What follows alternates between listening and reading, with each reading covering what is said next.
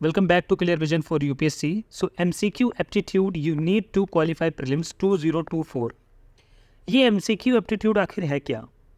आप लोगों को मैं बता दूं कि कुछ दिन अब सिर्फ लास्ट वीक्स रह गए हैं जो आपका प्रीलिम्स डिसाइड करने वाले हैं। अब ये 120 प्लस मार्क्स का मैं क्लेम कर रहा हूँ, यहाँ पे कह रहा हूँ कि अगर आपके पास ये थिंकिंग लेवल नहीं है तो आप प्रीलिम्स तो क्वालिफाई नहीं कर रहे हो। ये सब कुछ ना इस थंबनेल को यही रहने दो, इस पेज को समझते हैं बहुत डिटेल में।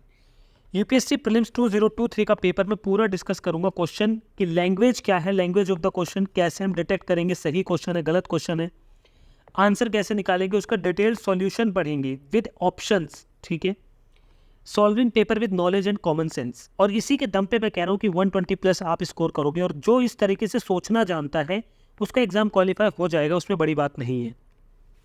बड़ी बात यह है कि इन वीक्स में आप जो मेहनत करोगे आई होप कि वो मेहनत पूरे साल में आपने जितनी करी उससे ज़्यादा होने वाली है। लेकिन मैं आपको बता दूं कि कोई भी आपकी मेहनत नहीं देखने वाला, कोई भी आपका रिजल्ट नहीं देखने वाला। लोग सिर्फ आपको जज करने वाले हैं कि आपने क्या किया है। ये रिजल्ट उनको इससे कोई मतलब नहीं, उनको सिर्फ इस चीज़ से मतलब है कि फेल है या पास है, बस बात ख़त्म।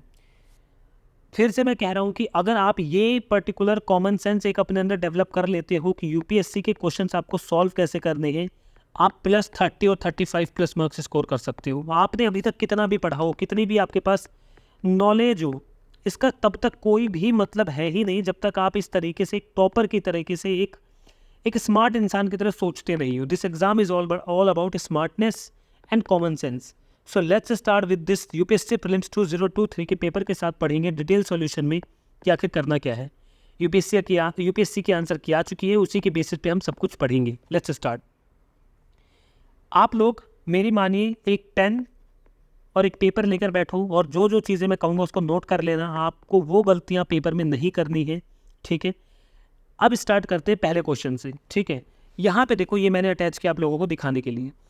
यहाँ पे पहला क्वेश्चन है, Jhelum river passes through Wular lake, Krishna river directly feeds Kolleru lake and meandering of the Gandak river formed the Kanwar lake, ठीक है। ये 3 क्वेश्चन है हमारे पास, ये 3 स्टेटमेंट्स हैं। पहला क्वेश्चन आपके सामने ऐसा है, ठीक है, आप लोगों को दिख रहा है। दूसरा क्वेश्चन आपके सामने यहाँ पे देखो मैंने यहाँ पे सॉल्यूशन लगा रखा है तो आपको मैं पढ़ा सकता हूँ पूरा आराम से। सेकंड क्वेश्चन देखो, कामराजर पोर्ट, मुंद्रा पोर्ट और विशाखापट्टनम पोर्ट दे रखा है। ये क्वेश्चन भी टफ है। This question is also tough. Jackfruit, mahua, teak, इसमें से डेसिडस ट्रीज कौन से हैं? डेसिडस मतलब जो अपनी पत्तियाँ गिरा देते हैं समय आने पर, है ना। अब ये शुरू के 3 क्वेश्चन इतने टफ थे कि आप नहीं कर पाते। अगर आपके पास नॉलेज नहीं है, आपने अच्छा खासा रटा हुआ नहीं है तो आप पैनिक खा जाओगे। पहला रूल लिखो कि अगर शुरू के 10 से 15 क्वेश्चन भी मुझे नहीं आते ना, फिर भी मैं एग्जाम क्वालिफाई करूंगा, क्योंकि मुझे पता है अभी मेरे पास 85 क्वेश्चन है करने के लिए, गेम जीतने के लिए। 75 कट ऑफ गई थी ना, आप इजीली 90 अभी भी स्कोर कर सकते हो। पहला रूल लिखो, पैनिक नहीं करना है। ये पैनिक जिसने कर दिया स्टार्टिंग में बैठते ही, वो एग्जाम से बाहर है। और यूपीएससी चाहता है कि वो गधे बच्चे बाहर हो जाएं जिनको इतना भी नहीं पता कि पैनिक नहीं करना है। अगर आपको एग्जाम में अच्छे नंबर लाने हैं तो आप पैनिक नहीं करना, पहली चीज़ तो ये। अब मैं आपको जहाँ कॉमन सेंस लगानी है वहाँ लगाने के लिए कहूँगा, जहाँ क्वेश्चन छोड़ना है वो क्वेश्चन छोड़ते कैसे वो भी सिखाऊंगा। बहुत अच्छे से समझने की कोशिश करना बस। ये कहता है Jhelum river passes through Wular lake. हमें पता है वुलार लेक कहाँ है, फ्रेश वाटर लेक है। हमें पता है झेलम रिवर निकलती है, इंडस की ट्रिब्यूटरी है। बहुत हाई चांसेस है कि ये ठीक हो स्टेटमेंट। बट अगर आप सेकंड स्टेटमेंट पढ़ो, Krishna river directly feeds Kolleru lake. अब ध्यान से सुन लो, आपने एग्जामिनर की तरह थोड़ा सोचो। अगर आप एग्जामिनर होते, अगर मैं आपको कहता हूँ मैं ये वर्ड नहीं भी देता, एग्जाम्पल लो, ये वर्ड मैंने नहीं दिया, ऐसे ये स्टेटमेंट ठीक हो जाती? पता है बात क्या है, ये डायरेक्टली जो वर्ड है ना, उन्होंने जानबूझ के दिया कि गलत हो, ठीक है। ये आपको लगता है ये एक्स्ट्रा वर्ड है, आप इसको हटा दो। अभी पढ़ो, Krishna river feeds Kolleru lake, है ना। इस वर्ड की कोई ज़रूरत नहीं थी, ये एक्स्ट्रा वर्ड था, है ना। इसके बेसिस पे, मैं नहीं कह रहा कि हवा में तुक्के आपको लगवा रहा हूँ, नहीं। इसके बेसिस पे आप थोड़ा कॉमन सेंस अप्लाई करने की कोशिश करो। ये मत करना कि सर कुछ भी कह रहे हो। भाई सुनो, अगर इतना क्रिटिसिज्म किसी चीज़ का करोगे ना, एट द एंड आप कुछ नहीं कर सकते हो। आपको थोड़ा अपना माइंड अप्लाई करना ही पड़ेगा, इसलिए आपको माइंड अप्लाई करना सिखा रहा हूँ। तो कह रहे Krishna river directly feeds Kolleru lake. अगर आपको पता हो कृष्णा रिवर कहाँ से जाते हो, कोलेरू लेक कहाँ मिलती है, तब भी आप इसका आंसर निकाल सकते हो। बट मैं मान के चलता हूँ आपको नहीं पता, तो ऐसे क्वेश्चन में या किसी भी क्वेश्चन में अगर एक एक्स्ट्रा वर्ड आपको दिखता है डायरेक्टली या मेजरली, तो समझना कि वो रॉन्ग है। मोस्ट ऑफ द टाइम वो रॉन्ग होगा, मोस्ट ऑफ द कह रहा हूँ, ऑलवेज नहीं। और ये कोई टेक्निक वेक्निक नहीं है, ये मैं आपको सिखा रहा हूँ कि आप सोचोगे कैसे। थोड़ा एग्जामिनर की तरह सोचना सीखो, आधे से ज़्यादा लाइफ आसान हो जाएगी, ठीक है। इतना आपको समझ आ गया? ठीक है, देखते हैं आगे बढ़ के हम इसमें एक और चीज़ देखते हैं। अब ये वाली स्टेटमेंट मैंने बता दी कि ये गलत है। अब इसमें देखते हैं कि meandering of the Gandak river formed Kanwar lake. ठीक है, मुझे ये नहीं पता है, सच बताता हूँ। इसमें कोई ट्रिक नहीं लगेगी, इसमें कोई नॉलेज नहीं है मेरे पास, तो मैं कैसे करूँगा। अब आप यहाँ पर रिस्क ले सकते हो या तो ओनली 1 के साथ या ओनली 2 के साथ, और तो यूपीएससी के आंसर की में ये आंसर है, लेकिन अब आप 50-50 पे तो आ ही सकते हो। इसके आगे कोई ट्रिक होती ही नहीं है। ठीक है, अब इसका सॉल्यूशन पढ़ते हैं जो कि इंपॉर्टेंट है। हो सकता है PYQ है यूपीएससी में रिपीट हो जाए 1-2 रिवर और आप वहाँ पे आंसर निकाल दो। ठीक है, 50-50 पे आना भी एक बहुत बहुत बहुत बड़ी बात है। आपको समझना होगा कि 50-50 में आने के लिए भी आपको थोड़ा समझना पड़ता है। ठीक है, let's start. Correct answer is Jhelum river passes through Wular lake. ठीक है, देखो, one of the largest fresh water lake in Asia, Wular lake is located in Jammu and Kashmir. Jammu and Kashmir में है। Where it is fed by Jhelum river. Kolleru lake is situated north eastern Andhra Pradesh. तो पहला statement तो यहाँ से ठीक हो गया हमारा। अब ये कह रहा है कोलेरू लेक कहाँ पे है? आंध्र प्रदेश में। ठीक है, हमारे आंध्र प्रदेश में है। It lies between Godavari and Krishna Kaveri. अब ये कृष्णा और गोदावरी के बीच में मिलती है यहाँ। ठीक है, delta is near the city of Eluru. Krishna river does not directly feed Kolleru lake. तो डायरेक्टली फीड नहीं करती है, यही मैं आपको बता रहा था। अगर फीड भी करती है तो डायरेक्टली तो नहीं ही करती है। ठीक है, इतना समझ आया? एक बार क्लीन करते हैं। अब आगे देखो, बहुत ध्यान से समझना और नोट बनाते रहना जो मैं बोलूँगा। उसके बाद कह रहे Kanwar lake is an oxbow lake found by meandering of the Burhi Gandak river, hence statement 3 is incorrect. ठीक है, इससे पता लग गया कि स्टेटमेंट 3 इनकरेक्ट है। जिस थर्ड स्टेटमेंट की हमारे पास कोई नॉलेज नहीं थी, हम कॉमन सेंस अप्लाई नहीं कर पाते, हम उस पर कुछ भी नहीं कर सकते थे। ठीक है, इसमें हमें तुक्का मारना ही पड़ता, और इसे कहते हैं स्मार्ट तुक्का। इसलिए मारो क्योंकि कई बार हमें अपने जैसे हमने क्वेश्चन कम किए ना, तो हमें क्वेश्चन की संख्या बढ़ाने के लिए करना पड़ता है, काउंटिंग लेवल बढ़ाने के लिए। ठीक है, आगे बढ़ के हम ये देखते हैं आगे और क्या चीज़ें जो आपको सीखनी है। देखो, oxbow lakes are crescent shaped lakes that are formed when the river changes course and leaves behind the loop of its former channel. ठीक है, ऑक्सबो लेक क्या होती है, ये चीज़ आपको पता होनी चाहिए। गूगल करके इसको चेक कर लेना, पूछ लेता है वो कई बार। बूढ़ी Gandak river is a tributary of Ganga river. अब जो बूढ़ी गंडक रिवर है, ये रिवर किसकी ट्रिब्यूटरी है? गंगा की है हमारी। ठीक है, flows through the Indian state of Bihar and Uttar Pradesh. समझ आ गया आपको इतना? नेक्स्ट क्वेश्चन, यहाँ पे वो कहता है which of the following pairs like Kamarajar port, Mundra port, Visakhapatnam port, first major port in India is registered as a company, largest privately owned port in India, largest container port in India. यहाँ से हमारा conclusion ये निकलता है कि port को मैं पढ़ के जाऊँगा, इंडिया के जो पोर्ट्स हैं उन्हें मुझे पढ़ के जाना है। ठीक है, अभी पोर्ट्स जो है ये हर साल वो हो सकता है ना पूछे, लेकिन हम रिस्क क्यों लें? अगर मुझे पता है कि वो चीज़ पूछेगा तो मैं रिस्क क्यों लूँ? मैं प्रिपेयर करके जाऊँगा। यहाँ पे इसको निकालने का कोई भी सोल्यूशन, कोई भी ट्रिक नहीं है। ऐसे क्वेश्चन को या तो आप छोड़ सकते हो या तो आप रिस्क लेकर तुक्केबाजी कर सकते हो। That is only the answer. अब ये पोर्ट वाला आप कहाँ से पढ़ोगे? ये मेरी इंडियन ज्योग्राफी के नोट्स हैं, मैंने इनको ना अपलोड कर रखा है चैनल पे, टेलीग्राम चैनल पे, वहाँ से इनको डाउनलोड कर लेना। और ये रहा आपका पोर्ट वाला सेक्शन पूरा इंडियन ज्योग्राफी का जो आपको पढ़ने के लिए मैं कह रहा हूँ। तो यहाँ गुजरात में Maharashtra Mumbai port, Jawaharlal Nehru port, Kandla port, ये सारे पोर्ट्स यहाँ पे गिवन है अच्छे से। इनको ज़रूर पढ़ के जाना। 3 PDF ये शुरू के 3 पेजेस ज़रूर पढ़ के जाना। ठीक है, अब क्योंकि इनका सॉल्यूशन हमें नहीं पता, या तो आपको आता है या तो आपको नहीं आता। ऐसे क्वेश्चन को आप आंख बंद करके काट दो, यही अच्छा होगा। इससे ज़्यादा ये आपको सिर्फ डिस्टर्ब करेंगे। सॉल्यूशन पढ़ते हैं। कामराजर पोर्ट लोकेटेड एट इन्नोर इन तमिलनाडु में है, इज द ओनली, यहाँ पे देखो ये वर्ड एक्सट्रीम है लेकिन सही है, only corporate port owned by the Indian government. ठीक है, Kamarajar port limited formed as a company under the companies act when it was opened in 2001। Ennore port is located on the Coromandel coast about 18 kilometre north of Chennai port. Ennore port कहाँ पे है? Chennai port के पास, चेन्नई में। ये 12th major port है भारत का। It is the first port in India which is public company. अब ध्यान से, तुमने देखा नहीं, समझो ज़रा इसने क्या कहा। तो फर्स्ट पोर्ट है ये पब्लिक कंपनी के तौर पर। Kamarajar port limited is the only corporatise major port and registered as a company. ठीक है, largest privately owned port in India is Mundra port. Mundra port Kutch district of Gujarat में है, ओन्ड बाय अडानी पोर्ट्स। ठीक है, अच्छा, Mundra port is one of the major ports in India and has been crucial for the company's trade due to capacity to handle a high volume of cargo.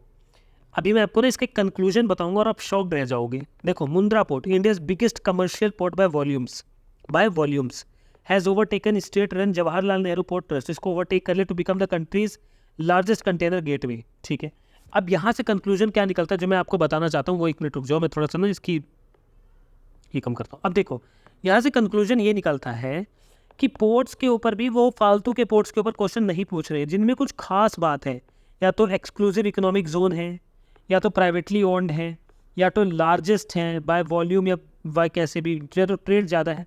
जहाँ पे उनकी खास चीज़ है ना, वो सिर्फ वही पूछ रहा है, या तो वो नेचुरल है या तो आर्टिफिशियल है। अब याद रखना है पोर्ट्स पढ़ते वक्त तो उन पोर्ट्स को आप काट सकते हो जो farmer. So the third question is कि जैक फ्रूट, महुआ और टीक में डेसिडियस ट्रीज कौन से हैं। डेसिडियस का मतलब होता है जो पतझड़ होता है, जो पत्ते गिर जाते हैं उनकी बात कर रहा है वो, ठीक है। अब जो पत्ते गिराते हैं उनको डेसिडियस ट्रीज कहते हैं। जो लोग बेसिकली थोड़ी सी भी नॉलेज गांव जाते हैं, या फिर most of the time I think UP और बिहार से अगर आप बिलोंग करते हो, अगर आपको बेसिक थोड़ी सी नॉलेज है अपने गांव वगैरह के बारे में, तो आपको पता होगा कि जो जैक फ्रूट है, जैक फ्रूट का हिंदी मतलब होता है कटहल, है ना। तो अगर आपको पता होगा कि जो कटहल है वो पूरे साल ग्रीन रहता है, वो पत्ते नहीं गिराता है, कभी भी पत्ते नहीं गिराएगा, मतलब वो पत्ते नहीं गिराता है बेसिकली। और जो महुआ है, ये जो महुआ है, अच्छा रुको, अब उसने पूछा कि how many above are the deciduous trees, क्योंकि आपको पता है ये नहीं गिराता तो डेसिडियस हुआ नहीं, तो ओनली वन और ऑल थ्री तो यहाँ पे खत्म हो गया। अब या तो आप इसको टिक करोगे या तो आप इसको टिक करोगे। हमें महुआ का पता है कि वो डेसिडियस है, वो पत्ते गिराता है, महुआ गांव में होता है महुआ, अभी मैं उसकी इमेज भी दिखाता हूँ। और टीक, टीक का नहीं पता, बहुत लोगों को नहीं पता होता है। तो यहाँ पे आप रिस्क लोगे, ध्यान से सुनना मेरी बात जो मैं कह रहा हूँ, या तो आप इसको टिक लगाओगे या तो आप इसको टिक लगाओगे। यहाँ से आप 50-50 पे तो आ गए हो, ठीक है। लेकिन यहाँ वही आ सकते हैं जिसको कटहल की नॉलेज हो या जिनको महुआ की नॉलेज हो, तो आपको एक ऑप्शन तो एलिमिनेट करने को मिल ही जाता है, ठीक है। लेकिन यहाँ पे एक बड़ी बात बताता हूँ, ऐसे क्वेश्चन में अगर आपको नॉलेज नहीं है तो एक सिंपल सा आंसर है कि ऐसे क्वेश्चन को छोड़ दो और आगे बढ़ो, क्योंकि ऐसे क्वेश्चन ना यूपीएससी छोड़ने के लिए ही बनाता है। इनसे क्या होता है, नेगेटिव मार्किंग लोगों की बढ़ती है और लोग एग्जाम से बाहर होते हैं, ठीक है। इन क्वेश्चंस को तब करना है जब आपने जो अटेम्प्ट किए हैं क्वेश्चन, उनकी जो काउंटिंग है, उनकी जो नंबरिंग है वो कम है, मतलब आपने 60+ ही किए हैं और 65 के अंदर ही हो, तब आप ऐसे क्वेश्चन में रिस्क लो और इनको ठीक करने की कोशिश करो, ठीक है। तो या तो आपका आंसर अब ये होगा या तो ये होगा, यहाँ पे आपको इतना तो रिस्क लेना ही पड़ेगा। याद रखना यूपीएससी कभी भी 3 स्टेटमेंट ऐसे क्वेश्चन में तीनों ठीक नहीं करता है, कभी भी का मतलब है most of the time, most of the time ऐसा नहीं करेगा, ठीक है। लेकिन ऑलवेज वर्ड मैंने यहाँ यूज़ नहीं किया है, याद रखना। कोई फालतू का कमेंट नहीं आना चाहिए कि सर आपने ये टेक्निक बताई हो। बी ए सीरियस एस्पायरेंट, और ध्यान से सोचो मैं समझाना क्या चाहता हूँ। इसको आपने एलिमिनेट कर दिया, बचे 2, या तो आप इस पर क्लिक करोगे या तो इस पर क्लिक करोगे। याद रखना है ऐसे क्वेश्चन में नन होने का ऑप्शन बहुत कम होता है, कि नन बहुत रेयर होगा कि नन है, ठीक है, रेयर होगा, रेयर, ठीक है। इसको याद रखना, रेयर है, रेयर, ठीक है, ठीक है। अब सुनो मेरी बात, अब आप कहाँ पे पहुँचे, इन दोनों में से एक पे टिक करोगे या दोनों पे टिक कर दोगे, ठीक है। यहाँ के बाद अब आप रिस्क लो, कुछ भी करो, मुझे इससे मतलब नहीं है, लेकिन इससे इस चीज़ से ज़रूर मतलब है कि अगर आप इसे अटैम्प्ट करोगे तो इतना याद रखना इसके होने के चांसेस ज़्यादा हैं, क्योंकि ऑल 3 तो होगा नहीं, ठीक है। समझ आ गया, इसको समझते हैं अब। देखो, tropical jackfruit tree, large evergreen tree, ठीक है। बियर्स एडिबल फ्रूट ये है, ठीक है। कटहल आपने देख लिया, ये लार्ज एडिबल समर फ्रूट्स हैं, good source of nutritional and antioxidant components है which hold their potential for nutraceutical development, ठीक है।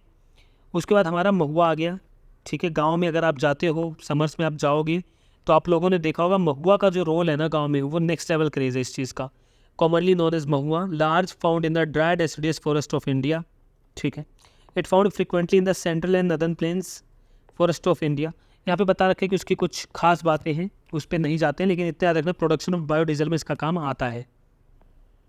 उसके बाद teak wood trees grows in tropical deciduous trees, मतलब हमारा आंसर ओनली 2 है, आपको पता है ना, ओनली 2 हमारा आंसर है। Teak wood is moderately hard, teak is durable and fire resistant, ठीक है। ये टीक की फॉरेस्टिंग दिखा रहा हूँ मैं आपको। यहाँ पे आपने महुआ, कटहल सब देख लिए हैं। अब आगे बढ़ते हैं थर्ड क्वेश्चन पे। अब इस क्वेश्चन में अपनी थोड़ी कॉमन सेंस अप्लाई करो भाई, और सोचो कि आंसर क्या होगा। पहला है, पहले एक चीज़ याद रखना, चाइना का जो लैंड एरिया है हमसे ज़्यादा है, भारत से ज़्यादा है, ठीक है। इतनी नॉलेज आपको है बस अभी, ठीक। अब देखो, India has more arable area than China, chances बताओ ठीक होने की। The proportion of irrigated area is more in India as compare to China, the proportion of irrigated area is more in India as compare to China. The average, ध्यान से सुनना जो मैं आपको समझाना चाहता हूँ, क्या कह रहा है, the average productivity per hectare in Indian agriculture is higher than in China. अगर आपने बेसिक एग्रीकल्चर भी पढ़ रखा है, ठीक है, या मृणाल सर की एग्रीकल्चर पढ़ रखा है, या कहीं से भी पढ़ रखा है, तो आपको पता होगा चाइना के पास हमसे ज़्यादा टेक्नोलॉजी है। और हमसे ज़्यादा टेक्नोलॉजी का होने का मतलब है कि थर्ड स्टेटमेंट तो बिल्कुल रॉन्ग फ्रेम कर दी है उन्होंने, ठीक है, समझ गए आप। अब थर्ड स्टेटमेंट रॉन्ग है तो ऑल थ्री तो होगा नहीं, या तो ओनली 2 होगा, या तो ओनली 1 होगा, या तो नन होगा, इन तीनों में से एक होगा, है ना। अब देखते हैं, कह रहा है India has more arable area than China, कि इंडिया के पास एरेबल एरिया ज़्यादा है चाइना से, ठीक है। दूसरा, ये ठीक होने के चांसेस भी हैं, नहीं भी है। दूसरा, the proportion of irrigated area is more in India as compare to China. अब प्रोपोर्शन ऑफ एरिया, इस क्वेश्चन को कैसे करोगे, ध्यान से सुनना। अब मैं जो आपको समझाना चाहता हूँ इस चीज़ से, ये वाली स्टेटमेंट कहती है कि हमारे पास इरीगेटेड एरिया ज़्यादा है चाइना से, इरीगेशन हम ज़्यादा करते हैं। भाई आपको पता है कि हमारे यहाँ हमारी मेजर पॉपुलेशन एग्रीकल्चर पर डिपेंड है, ठीक है। लेकिन चाइना में ऐसा नहीं है, चाइना अदर सेक्टर्स में आ गई है, बट हम एग्रीकल्चर में हमारी मेजर पॉपुलेशन आज भी बिजी है।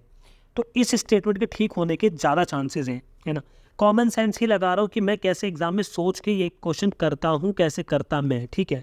मेरे को लगा ये चीज़, तो अगर मेरी मेजर पॉपुलेशन है और वहाँ पे तो डेवलपमेंट बहुत तेज़ी से हो रहा है, चाइना में वो लोग आगे बढ़ते जा रहे हैं, उनकी इतनी बड़ी इकॉनमी है, जीडीपी इतना ज़्यादा है, तो मोस्ट प्रोबेबली ये स्टेटमेंट मेरे लिए तो ठीक है कि हाँ इंडिया के पास इरीगेटेड एरिया ज़्यादा है, लेकिन एरेबल एरिया चाइना के पास ज़्यादा होगा। क्योंकि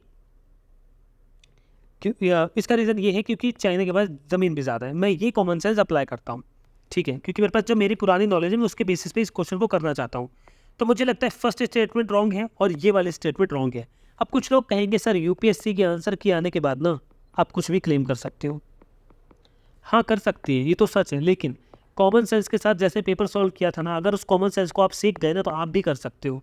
भाई आपको यूपीएससी प्रीलिम्स निकालना है ना, कि फालतू के डिबेट में रहना है या फिर किसी को क्रिटिसाइज करना है। प्रीलिम्स निकालो ना, मेंस लिख के दिखाओ, that is the big thing. मैं आपको जो सोचने का लेवल बता रहा हूँ वो सोचो। अब मेरे को पता है सिर्फ ये स्टेटमेंट ठीक है, मैं ओनली 1 के साथ जा रहा हूँ, मुझे नहीं पता ये रॉन्ग है या करेक्ट है, मुझे सच में नहीं पता है। हम देखते हैं और इसका आंसर क्या है। The correct answer is option 1। देखो, India has more arable area than China, India has more arable area than China, the statement is incorrect, ठीक है, हमारा भी ये था। China has larger total area of arable land than in India according to World Bank and FAO statistics available up to 2021। China's arable land is extensive due to its vast territory, मैंने कहा था ना उनके पास territory ज़्यादा है, ठीक है। अब देखो, the proportion of irrigated area is more in India as compare to China, correct है। India has a high proportion of its agricultural land under irrigation compare to China due to extensive investment in irrigation infrastructure in India over the decades including wells, canals, tubewells. Average productivity per hectare Indian agriculture is higher than that in China, ये तो wrong है, ये तो हमें पता चल चुका है। तो आपने यहाँ से समझ लिया ना, मैं आपको सॉल्यूशन इसलिए पढ़ा रहा हूँ भाई कि आप अगर इन्हें पढ़ लोगे ना तो आपका रिवीजन भी हो जाएगा, और आप अगर 1-2 कोई थीम भी रिपीट होगी तो आपके 4 से 5 नंबर बढ़ जाएंगे, इसलिए मैं आपको सॉल्यूशन भी पढ़ा रहा हूँ। अगला है, which one of the following is the best example of repeated falls in sea 11 giving rise to present day extensive marsh land. क्या बोला है, मार्श लैंड। अगर आप डियर ब्रदर एंड सिस्टर्स जब भी क्वेश्चन सॉल्व करो यूपीएससी का और कोई भी क्वेश्चन देखो, अगर आपको ना आए तो हिंदी वाला ज़रूर पढ़ लेना, ठीक है। हिंदी में ना यहाँ पे रण ऑफ कच्छ लिखा हुआ है ना, डायरेक्ट यही वर्ड यहाँ पे मेंशन है, ये ठीक है, हमें डायरेक्ट इसका आंसर मिलता है, +2 हमें फ्री के नंबर मिलते हैं। इस तरीके से आप करोगे, रण of Kutch extensive marsh land. यहाँ देखो, Run of Kutch was once a sprawling shallow of Arabian Sea until a constant geological shift closed off the connection with the sea. Over this, the region eventually became a seasonal marshy salt desert. अब ये marshy हो चुका है, salt desert है। Monsoon के दौरान marsh fills up with water and wetland extends from the Gulf of Kutch to the west through the Gulf of Cambay on the east. In the summers, water dries to create a crunchy waste bed of white salty bed. Summer में एक white salty bed सा बन जाता है, white सा रहता है, salt फैला होता है। भीतर कनिका मैंग्रोव से इंपॉर्टेंट बहुत ज़्यादा है, यूपीएससी पूछता है, काफ़ी इंटरेस्ट के साथ पूछता है, इससे समझने की कोशिश करेंगे। मैंग्रोव स्पीशीज़ है यहाँ पे, सेकंड लार्जेस्ट मैंग्रोव इकोसिस्टम है भारत का। यहाँ पे national park is home to salt water crocodile, India python king, cobra, black ibis, darters, many other species of flora and fauna. What are Marakkanam salt pans famous for. अब Marakkanam salt pans किसके लिए famous है? ये spread over an area 4000 acres and one of the largest producer of salt in Tamil Nadu. These are salt pans support the livelihood of around 1000 workers every day during the peak season. What is Nopada swamp famous for? Nopada है ना. It is famous for salt fields and called the salt bowl of Andhra Pradesh. ठीक है, समझ आ गया इतना. Next question is ilmenite and rutile abundantly available in certain coastal tracts of India are rich sources of which of the following. अब देखो ऐसे question में ना इसमें बहुत ज़्यादा दिमाग नहीं लगाना होता है, या तो मुझे आता है या तो मुझे नहीं आता है, लेकिन इसमें मैं आपको एक ऐसा माइंड लगाना बताऊंगा जिससे आपको इस क्वेश्चन को करने में मज़ा आएगा. देखो ध्यान से. एल्युमिनियम, कॉपर, टिन, ये हम डेली लाइफ में सुनते हैं, आपको पता है. लेकिन यहाँ पे उसने पूछा है कि इल्मेनाइट रूटाइल किसका है ना. अब ये टाइटेनियम थोड़ा डिफरेंट लग रहा है. देखो इसको कहते हैं कि ऑड वर्ड कौन सा है. एक होता है कॉमन, है ना. कॉमन तो है, चलो ठीक है, 1 2 3 कॉमन है. ये फोर्थ इनसे ऑड है. जैसे मैंने लिखा 1 2 3, यहाँ लिख दिया एक्स. अब बताओ इसमें से ऑड कौन सा लग रहा है. ये एक्स लग रहा है ना. वैसे आप देखो एल्युमिनियम, कॉपर, आयरन, ये हम डेली लाइफ में सुनते हैं, ये होता भी है. उसने इल्मेनाइट एंड रूटाइल पूछा है, इसका आंसर टाइटेनियम. ऐसा मैं कॉमन सेंस लगा के सॉल्व करने की कोशिश करता तब जब मुझे लगता कि मैंने क्वेश्चंस बहुत कम अटैम्प्ट किए हैं और मुझे क्वेश्चन के नंबर्स को इंक्रीज करने की नीड है, तब मैं इस क्वेश्चन को करने की कोशिश 100% यही क्लिक करके आता मैं, चाहे जो होता. But in real UPSC exam मैंने ये पर्टिकुलर क्वेश्चन नहीं किया था, क्योंकि मेरे को नंबर ऑफ क्वेश्चंस मेरे हो चुके थे अच्छे खासे, तो मैंने ये नहीं किया. तो इसका आंसर टाइटेनियम ही है. क्यों? अब ऊपर की ना ये तो कॉमन टर्म्स है, यही ऑड है, इससे इसका आंसर ठीक है. मैंने ये किया था, ये करता मैं. यही ऐसे सोचा करो, जब रिस्क लेने का मन करे सोचा करो कॉमन सेंस के साथ, स्मार्ट सोचा करो कि ऑड कौन सा है या कॉमन कौन सा, वो देखता हूँ, तो उनको क्लिक किया करो. ठीक है. अब देखो option 4, ilmenite and rutile, two chief minerals of titanium. Ilmenite and rutile along with other heavy minerals are important constituents of beach sand deposits found right from Saurashtra coast Gujarat in the west to Digha coast West Bengal. यहाँ से आपको पता है Saurashtra coast को गुजरात में कहते हैं और दीघा कोस्ट वेस्ट बंगाल में होता है. These minerals are connected in 5 well defined zones. ये 5 well defined zones में हैं. अभी जो well defined zones है ना, इसको अपने हिसाब से देख लेना, PDF वहाँ दे दूंगा, लेकिन बिना पढ़े मत जाना. अगर आपको लग रहा है ना मैं जाकर PDF से कर लूँ, जो मैं तुम्हें क्वेश्चन में टेक्निक और जो समझा रहा हूँ ना, अगर वो नहीं समझोगे भूल जाओ प्रीलिम्स. क्योंकि बिगिनर्स हो अगर आप तो ज़रूर समझो, और अगर किसी का सेकंड और थर्ड अटेम्प्ट में प्रीलिम्स क्वालिफाई नहीं हुआ है ना, तो समझ के जाओ +20 मार्क्स 30 मार्क्स कहीं आपके गए नहीं है इस थिंकिंग लेवल से. ठीक है. मुझे पता है आपका बेशक वीडियो देखने का मन ना करे, पढ़ने का मन ना करे, फिर भी पढ़ लो. ठीक है. Next question is about 3/4 of world's cobalt, a metal required for manufacture of batteries for electric motor vehicles is produced by. आपको पता होना चाहिए अर्जेंटीना किसके लिए फेमस है. यही एक चीज़ हमें पता भी है. ठीक है. इसके अलावा हमें इन तीनों चीज़ों में कोई भी आइडिया नहीं है. ऐसे क्वेश्चन में आप क्या कर सकते हो, या तो आप छोड़ सकते हो या तो आप कर सकते हो, इनके अलावा कुछ नहीं कर सकते हो. ठीक है. मैं अगर कहूँ इसका answer democratic of Republic of Congo है, बोत्सवाना है, कजाकिस्तान है, तो ये गलत होगा. ये आपको बेवकूफ़ बनाने वाला काम होगा, बेवकूफ़ बनाने वाला काम होगा. ये मैं नहीं चाहता हूँ कि मैं करूँ. ठीक है ना. मेरे अंदर ये चीज़ है, मैं आपको जो सच है वो बता रहा हूँ. भाई ये क्वेश्चन नहीं आता है तो नहीं ही आता है. या तो आपने पीटी बहुत अच्छे से पढ़ा हो तभी आता होगा, या तो आपने पूरे साल न्यूज़पेपर बहुत अच्छे से पढ़ा तभी आपको आता होगा, वरना नहीं आता होगा. ठीक है. तो आगे बढ़ते हैं और इसको देखते हैं. Option 3 is the correct answer. 50% of the world's cobalt reserves Democratic Republic of Congo में मिलता है. ठीक है. Congo currently produces more than 70% of the world's cobalt. ठीक है. कोबाल्ट एक केमिकल एलिमेंट है with symbol CO and atomic number 27. ये याद करने की नीड नहीं है. It is a hard lustrous silver white metal that is chemically similar to iron and निकल. Cobalt is found in earth crust only. ये word जो है ना इसको याद रखना. Earth only in chemically combined form saved from small deposits found in alloys of natural material iron. Application of cobalt कहाँ कहाँ कोबाल्ट का यूज़ कर सकते हैं? लिथियम आयन बैटरीज में, मैग्नेटिक मटेरियल्स में, हाई स्ट्रेंथ एलॉयज में, सेरेमिक्स में, ग्लास में. तो ये तो हमने पढ़ा कोबाल्ट के बारे में. ठीक है. इसी तरीके से आगे के बाकी क्वेश्चन देखते हैं और आपको पता लगेगा यार मेरे को बहुत चीज़ें नहीं आती थी, आज आई है. ठीक है. क्वेश्चन नंबर 8 आपकी स्क्रीन पे है. Which one of the following is a part of Congo basin. अब मैं अगर आपको बताऊं कि जो कोंगो बेसिन है, ये कोंगो नाम का जो वर्ड है ना, ये पहले भी यूपीएससी पूछ चुकी है PYQs में. तो ये हमारी ड्यूटी बनती है कि हम PYQs अच्छे से करके जाएं. अगर आपके लास्ट डेज प्रिपरेशन के चल रहे हैं और आप प्रिपरेशन अभी भी कर रहे हो और आप प्रीलिम्स 2024 देते हो, तो मैं आपसे यही उम्मीद करता हूँ कि आप PYQs अच्छे से करोगे. 2023 के PYQ उसका डिटेल्ड सोल्यूशन तो मैं आपको करवा रहा हूँ, लेकिन बाकी आप करके आना, ज़रूर करके जाना। अब क्योंकि ये PT 365 से आया था डायरेक्टली, ठीक है, करंट अफेयर में था, तो इसका आंसर ना मोस्ट ऑफ द टाइम लोगों को पता था कि हाँ इसका आंसर कैमरून है। लेकिन मैं ऐसा नहीं कह रहा कि सबको पता था, 1-2% या 3% लोगों को पता था, सबको नहीं पता था। अच्छा, ऐसे क्वेश्चन में करें क्या? या तो आप इनको छोड़ सकते हैं या तो इसमें आप रिस्क ले सकते हो। रिस्क लेना बहुत बड़ा रिस्क हो जाएगा, और आप, क्योंकि पता है यहाँ पे भी कूप हो रखा था साउथ सूडान में, नाइजीरिया भी न्यूज़ में ही रहता है, तो इन 3 ऑप्शन में बहुत बड़ी कन्फ्यूज़न हो जाती है। तो इसका मोस्ट इंपॉर्टेंट यूज़ यही है कि इसको छोड़ो। देखो, अगर मैं छोड़ो छोड़ो कह रहा हूँ, इसका मतलब मैं पूरा पेपर छुड़वा रहा हूँ आपसे। आप लास्ट में देखोगे कि आप पेपर छोड़ के भी 120+ स्कोर कर सकते हो। 10 से 12 क्वेश्चन अगर छोड़ देते हो तो उसमें कोई बहुत बड़ी बात नहीं हो जाती है। उसके बाद देखो Congo basin of the Congo river lying astride the equator in west central Africa. अब मुद्दा ये है कि हमें इसमें पढ़ना क्या होता है। तो जो कोंगो है, जो ये कैमरून है, कोंगो बेसिन में क्या क्या आता है, ये कैमरून आता है। हमें एक तो ये समझना है कोंगो बेसिन में क्या क्या आता है कैमरून के अलावा, और कैमरून किसके आसपास, इसके आसपास क्या है, वो समझने वाली चीज़ है।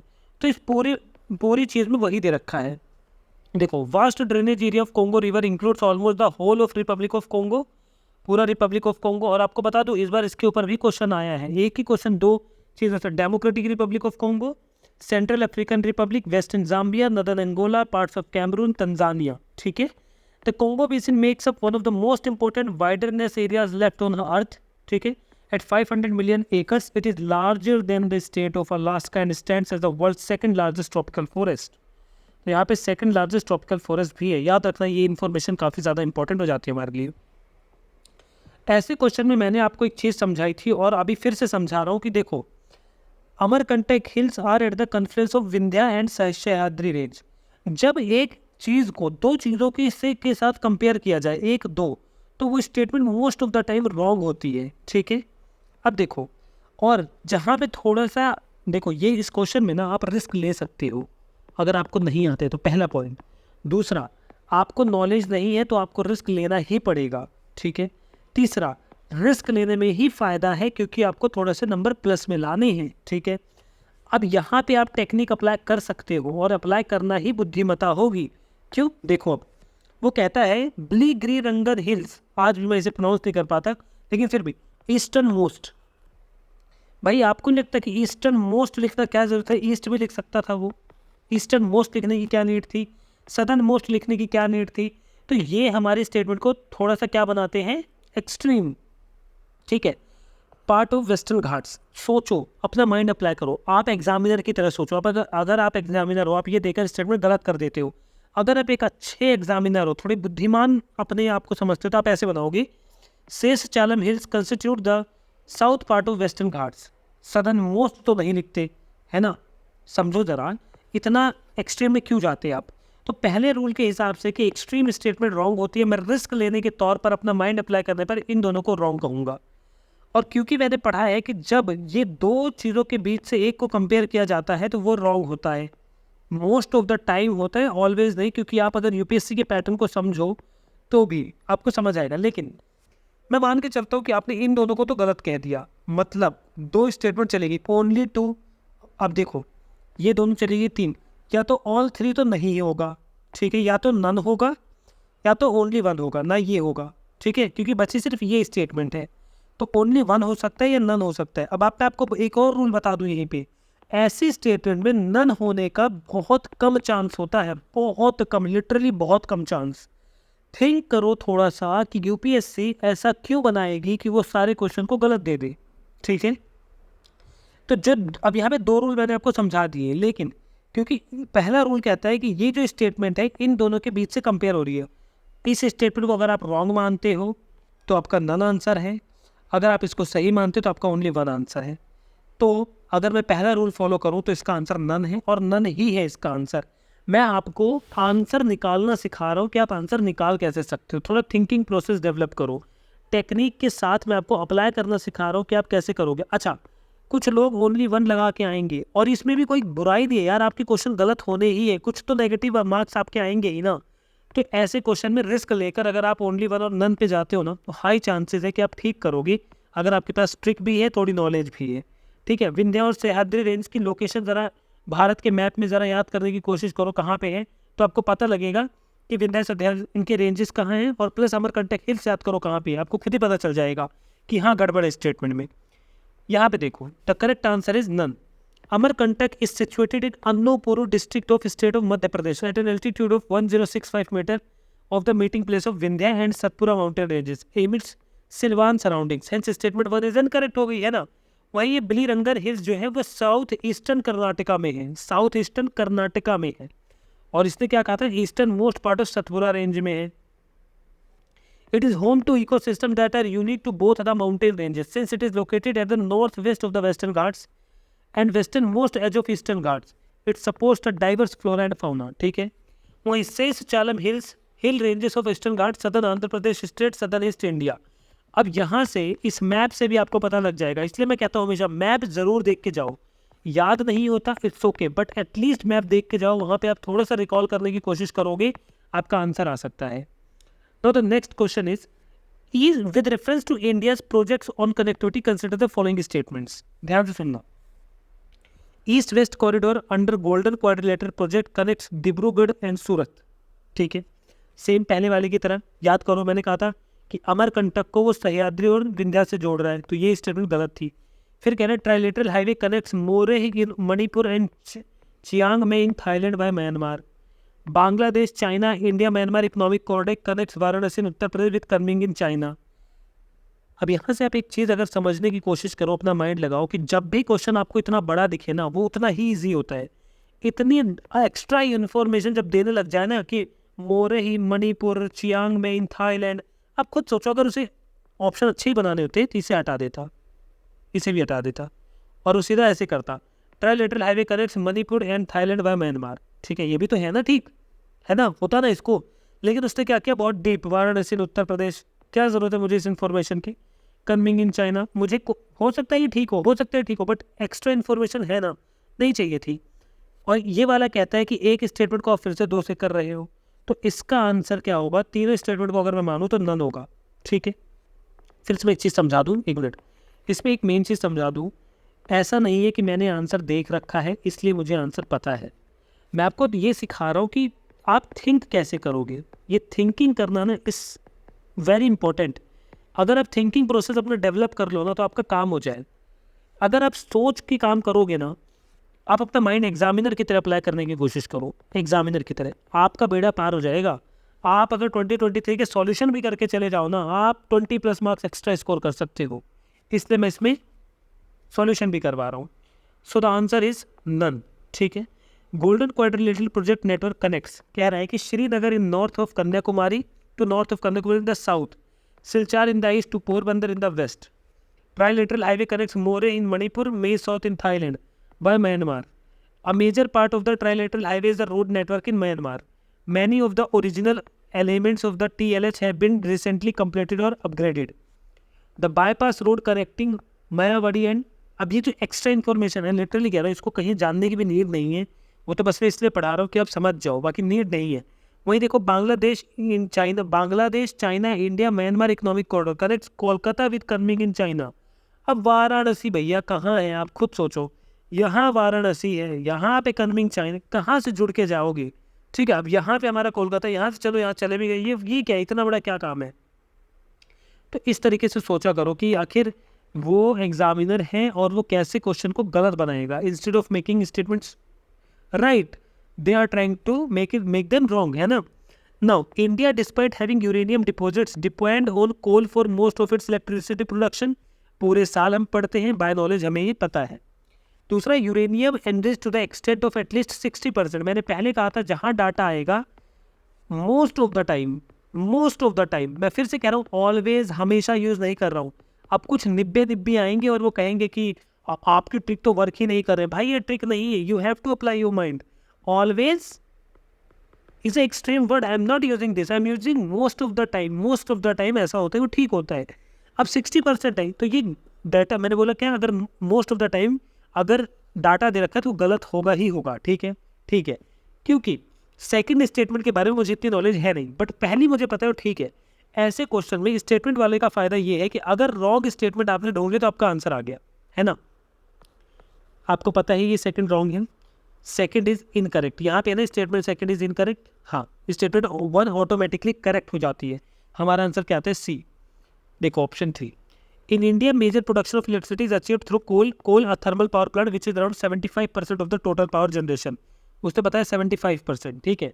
इससे हमारा क्या हो जाता है, और याद देखो India total power generation December 2020 stood at 103.66 billion units according to data released by Central Electricity Authority. Uranium enriched to the extent around 5% is required for the production of electricity. पता चल गया ना कि स्टेटमेंट कैसे अब सोचने। अच्छा ये बताओ थिंकिंग लेवल डेवलप हो रहा है ना, क्योंकि अगर इसके बिना गए ना एग्जाम में तो बाहर हो एग्जाम के, नहीं कर पाओगे प्रीलिम्स क्वालिफाई। उसके बाद अब यहाँ पे देखो बहुत अच्छे से, this is the easiest question अगर आपने अपना माइंड अप्लाई कर लिया तो, ठीक है। और कुछ लोग इसे एकदम बुद्धू की तरह छोड़ के आए हैं। अब ध्यान से सुनना, मर्सुपियल्स क्या होते पता ही नहीं, तो मेरे भाई एक बार हिंदी वाला वो खोलो और देखो कि मैं क्या कहना चाहता हूँ। देखो मर्सुपियल्स का मतलब होता है स्तनधारी, ठीक है, स्तनधारी शायद ऐसी लिखती है। तो मर्सुपियल्स का मतलब होता है स्तनधारी। स्तनधारी का मतलब है जो अपनी बॉडी में अपने बच्चों को लेकर कैरी करके चले, जैसे कंगारू, ठीक है, कंगारू, ठीक है, समझ गए, ठीक है, इतना समझ आ गया। अब देखो ध्यान से, marsupials are not naturally found in India. हाँ भाई हाँ, कहीं मैंने कंगारू जैसा एनिमल देखा ही नहीं है। मर्सुपियल्स हमारे यहाँ नहीं मिलते हैं, या मिलते हैं नहीं मिलते हैं। Statement 1 is true. True statement I है तो अभी हम आंसर नहीं निकाल सकते, लेकिन सेकंड स्टेटमेंट से हम आंसर निकालने की कोशिश करते हैं। अब वो क्या कह रहे हैं इससे देखो, marsupials can thrive only in mountain grasslands with no predators. आपको नहीं लगता कि ओनली इन माउंटेन ग्रासलैंड्स और कोई प्रेडेटर ही नहीं होगा उसका? हो सकता है ये स्टेटमेंट ठीक हो, लेकिन इसकी गलत होने के चांसेस ज़्यादा हैं। अगर मैं एक अच्छे एग्जामिनर की तरह सोचता तो मैं ये करता ऐसे, देखो marsupials can thrive in mountain grasslands with some predators, with some या नो तो नहीं लगाता है कि नहीं। मैं मान कर चलता हूँ ये स्टेटमेंट गलत हो गई, ठीक है। Statement second is incorrect, statement 1 is correct. Answer आ गया सी। अब यहाँ पे देखो ऑप्शन इज 3, तो वही दोनों ट्रिक मैंने उस वाले में भी लगाई और इस वाले में भी लगाई, और मेरा आंसर आ गया। 4 मार्क्स मैंने फ्री के ले लिए यूपीएससी से बिना नॉलेज के, है कि नहीं। यहाँ देखो, the extent marsupials species are restricted to Australia, Americas with the majority of 3 species in Australia, New Guinea, nearby islands. Most Australian marsupials live in dry scrub or desert habitat. South America marsupials live in forest or tropical rainforest. Marsupials can live in any part of the forest habitat. यहाँ word है any, only नहीं। तो बाबू सोना please अपना ध्यान रखो और ध्यान से समझो अगर प्रीलिम्स क्वालिफाई करना है तो। अगर मन ना करे भी वीडियो को देखने का ना, जाओ ब्रेक लो, वापस आके देखो, पर देख के ही एग्जाम में जाना। This video along help you scoring 20+ marks and you can easily qualify UPSC prelims 2024. From the trees to the forest floor, they are like the wombat, they burrow underground. अब आपको इतना पता चल गया, गुड। अच्छा अब हम आगे बढ़ते हैं, लेकिन यहाँ से हमने जो सीखा है उसको याद रखना। इन 2 क्वेश्चन, ये 2 क्वेश्चन हमारे बहुत इंपॉर्टेंट थे। तो third question is, sorry 13 question, invasive species specialist group develops global invasive species database. अब मेरी बात ध्यान से सुनना, UPSC is very smart, but बच्चे ही स्मार्ट नहीं हैं। पता है क्यों? क्योंकि वो सोच ही नहीं पाते वो क्या सोच रहे हैं। इन्वेजिव स्पीशीज स्पेशलिस्ट ग्रुप, अगर वो नहीं चाहते कि मुझे आंसर पता चले तो वो इसको हटा देते, ठीक है, इसको हटा देते, ये गायब। अब तुम्हारे लिए टफ था कि ये आंसर है, ये आंसर है, ये आंसर है, ये तो नहीं है, तो मुझे पता है, चलो, है ना। पर हम तो हो सकता है अब चारों में कन्फ्यूज हो। लेकिन अगर आपको पता हो रेड डाटा बुक, अगर किसी ने उसका नाम सुना हो, ये एक रेड डाटा बुक आती है जिसमें स्पीशीज़ होते हैं और वो निकालने वाला कौन है? IUCN। तो इन्वेजिव स्पीशीज डाटाबेस के दम पे ना मैं इसको टिक मार के आ सकता था। This is how you have to develop your thinking process. भाई आपको वो मौका दे रही है कि आप बताओ आंसर क्या है, बट आप ही अपना माइंड डेवलप नहीं कर पा रहे हो। IUCN कैसे निकाला आपने? क्योंकि आपको पता है कि उसकी एक रेड डाटा बुक आती है, and here they are talking about the database. तो भाई बुक अगर वो प्रिपेयर कर रही है तो डाटाबेस क्या उनके पड़ोसी प्रिपेयर करेंगे? वही तो ये भी करेंगे। समझ आ रहा है ना मैं आप लोगों को क्या सिखाना चाहता हूँ? IUCN इसका आंसर है, answer is a. So option 1, अब इसमें पढ़ने जैसा कुछ नहीं, आप समझ गया इससे इसका आंसर है, बस इतनी एक्स्ट्रा नॉलेज के में नीड नहीं है। उसके बाद कहता है how many of the above are generally nocturnal और मोस्ट एक्टिव आफ्टर सनसेट, मतलब जब सूरज ढल जाता है हमारा, उसके बाद इसमें से कौन से हैं जो एक्टिव रहते हैं, इसमें से कौन से एक्टिव रहते हैं। मैं आपको सच बताऊं तो इसका आंसर बताना is very tough, really very tough, क्योंकि हमें इतनी नॉलेज है ही नहीं, मतलब मुझे तो नहीं है, आई डोंट नो आप सबको हो, I don't know literally, but मैं एक चीज़ आपको बता सकता हूँ, ये भी PYQ है, ये भी PYQ है, और ये भी PYQ है, ये भी पीछे पूछा गया, ये भी पीछे पूछा गया, ये भी पूछा गया, तो इन तीनों के बारे में पढ़ के जाना हमारा फर्क होता है। बट द फैक्ट इज़ कि नॉक्टर्नल के बारे में हम लोग नहीं पढ़ते हैं, नॉक्टर्नल है, डायurnal है, पता है क्यों? क्योंकि ये इससे पहले पूछा ही नहीं कभी, तो हम इतना डीप में तो नहीं जाते थे, तब भी ये क्वेश्चन गलत होता ही होता, ठीक है। इसलिए सीधे इसके सॉल्यूशन पर चलते हैं। अब देखो आंसर है only one, lion tailed macaque is a diurnal species, और उसने पूछा है नॉक्टर्नल, है ना। डायurnal का मतलब होता है जो दिन में एक्टिव होते हैं, तो ये तो दिन में एक्टिव होता है, ठीक है। अब ध्यान से सुनना, इसमें ओनली वन अडल्ट मेल होता है ग्रुप में, being non human primate they exhibit a behavioural reptile similar to human beings. Despite being one of the smallest species of macaques, an adult male when threatened with canines beard, fur standing on hand, and tail erect. अभी जो knowledge दे रखे वो हटाओ। Malabar civet is a nocturnal and elusive animal, तो Malabar civet है पर sambar dear तो नहीं है, समझ आया। अब यहाँ पे थिंकिंग लेवल आपको कुछ डेवलप नहीं करना है, आपको यहाँ ये सीखना है कि ना आए तो छोड़ के आगे बढ़ जाना है। कुछ क्वेश्चन जानबूझकर टफ बनाए गए थे, दिस इज द रीजन कि कट ऑफ डाउन भी गई है। Which of the following organisms perform waggle dance for others of their kin to indicate the direction of the distance to a source for their food. ऐसे question को करने का ना आज आपको एक रामबाण इलाज बताता हूँ, हमेशा याद रखना। सॉरी, हनी बीज, मॉस्किटोज और वायरस, बैक्टीरिया, ये चार टर्म, ये चार चीज़ें, ठीक है, ये चार चीज़ें आपको जहाँ दिख जाएं, अगर वो हैं आंसर में, तो most of the time, I am again not using always, ठीक है, मोस्ट ऑफ द टाइम इसका आंसर जो ये है वही होता है, ठीक है। अब यहाँ पे ना मुझे फिलहाल नहीं पता है कि इसका आंसर क्या है, बट मैंने पढ़ा जरूर है, देखते हैं इसका आंसर क्या है। फिलहाल मैंने आपको बता दिया कि वेगल डांस, अगर आपको ऐसे मिल जाए कि ये स्टेटमेंट, हाँ सॉरी एक और होता है आंट, ये तो मैं भूल ही गया था, एक आंट एक ग्रेविटेशनल फोर्स, एक देवराया सेकेंड या फर्स्ट जो भी है, और जैनिज्म, बुद्धिज़्म। अब कहीं कहीं ये वर्ड, कहीं ये सारे, कहीं हो सकता है कि 2-3 वर्ड एक साथ हो, मतलब मॉस्किटो भी हो और बैक्टीरिया भी हो, तो वहाँ तो आपको सतर्क होकर खेलना पड़ेगा। लेकिन अगर ये कहीं अकेले वर्ड्स हैं तो मोस्ट ऑफ द टाइम उसका आंसर वही होता है, तो इसको याद रखना, ये आंट तो स्पेशली याद रखना, ठीक है। अब देखते हैं कि वेगल डांस करता कौन है। वेगल डांस करती है हनी बीज, ठीक है, मैंने आपको बताया ना हनी बीज। इन सबको याद रखना ही वर्ड्स, इसलिए कह रहा हूँ इसको नोट्स बना लो, make this in a notes. Come on, repeat कर देता हूँ, क्या था, ये हमारा हनी बीज, फिर उसके बाद हमारा था आंट, उसके बाद बैक्टीरिया, उसके बाद वायरस, उसके बाद ग्रेविटेशनल फोर्स, उसके बाद बुद्धिज़्म, जैनिज्म, देवराया, ये चीज़ें थी, ठीक है, और मॉस्किटोज भी थे। इनको लिख लो अच्छे से, ठीक है। अब देखो, अब हनी बीज के बारे में पढ़ने की नीड नहीं है हमें कि मैं डीप में जाऊँ, मुझे पता चल गया ना वेगल डांस से करती है, बात खत्म, nothing is more important then this, ठीक है ना। अच्छा एक चीज़ और बता दूँ, हनी बीज वैसे भी यूपीएससी में इंपॉर्टेंट है, यही नहीं कि ऐसे हवा में नहीं, वैसे भी इंपॉर्टेंट है। अब ऐसे क्वेश्चन को करने का ना, आपको पता है ऐसे क्वेश्चन में क्या करना है, +2 फ्री के मार्क्स हैं, जहाँ सम ये 4 स्टेटमेंट्स आ जाएं, वहाँ पे ऑल 4 ठीक होता है, ठीक है।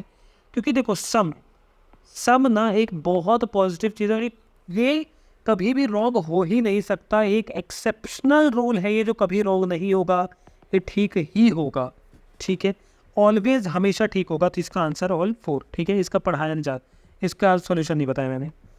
Consider the following statement regarding the Indian squirrels. अब ये करने के लिए ना आपको एक चीज़ बहुत ध्यान से समझनी पड़ेगी कि आखिर इंडियन स्क्वेरल्स करती क्या हैं। अच्छा, इसको तो अगर आपने पढ़ा होगा तो आपको ये तो पता होगा ना कि इंडियन स्क्वेरल्स ओमनिवोरस होती हैं, है ना। हो सकता है आपको ये भी ना पता हो, ठीक है, मैं मान के चलता हूँ ये भी आपको नहीं पता। They build nest by making burrows in the ground, वो नेस्ट बनाती हैं गड्ढा करके धरती में, ठीक है, यहाँ पे है ना। They store their food materials like nuts and seeds in the ground, क्योंकि अब हमें ये लगेगा कि अगर वो नेस्ट में अपना बना रही है यहाँ पे घोंसले में अपना, मतलब अपना घोंसला, अपना घर अगर धरती के अंदर बना रही है तो अपना खाना भी तो यही रखेंगी, है ना, यही लगेगा। अब मैं आपको एक बात बताता हूँ, ये वाला जो पर्टिकुलर क्वेश्चन है ना, ये लिटरली बहुत ज़्यादा कंफ्यूजिंग है, बट ध्यान से देखते हैं। तो build nest by making burrows in the ground, they build nest by making burrows in the ground, they store their food material like nuts and seeds in the ground, they are omnivorous. अब मैं ऐसे question में आपको बताता हूँ, देखो इस ऐसे क्वेश्चन में ना कन्फ्यूजन पीक लेवल पे होती है, और ऐसे क्वेश्चन ना नेगेटिव मार्किंग बढ़ाते हैं, हमारे मार्क्स कम करते हैं, किसी भी तरीके से हमारी कट ऑफ डाउन करते हैं, ठीक है। अब ऐसे क्वेश्चन में या तो आप गलत करोगे या तो आप सही करोगे, और सही होने के चांसेस बहुत कम है, लेकिन गलत होने के बहुत ज़्यादा है। छोड़ देना इज़ नॉट गुड, आपको अटेम्प्ट करना पड़ेगा और आपको गलत ही करना पड़ेगा, समझ आ रहा है। अगर आपकी एक्यूरेसी बहुत अच्छी है तब तो चलो ठीक है, लेकिन अगर आप ज़्यादा करके और नंबर लाते हो तब तो आपको करना पड़ेगा। ऐसे क्वेश्चन में रिस्क लेना बहुत कंपलसरी है।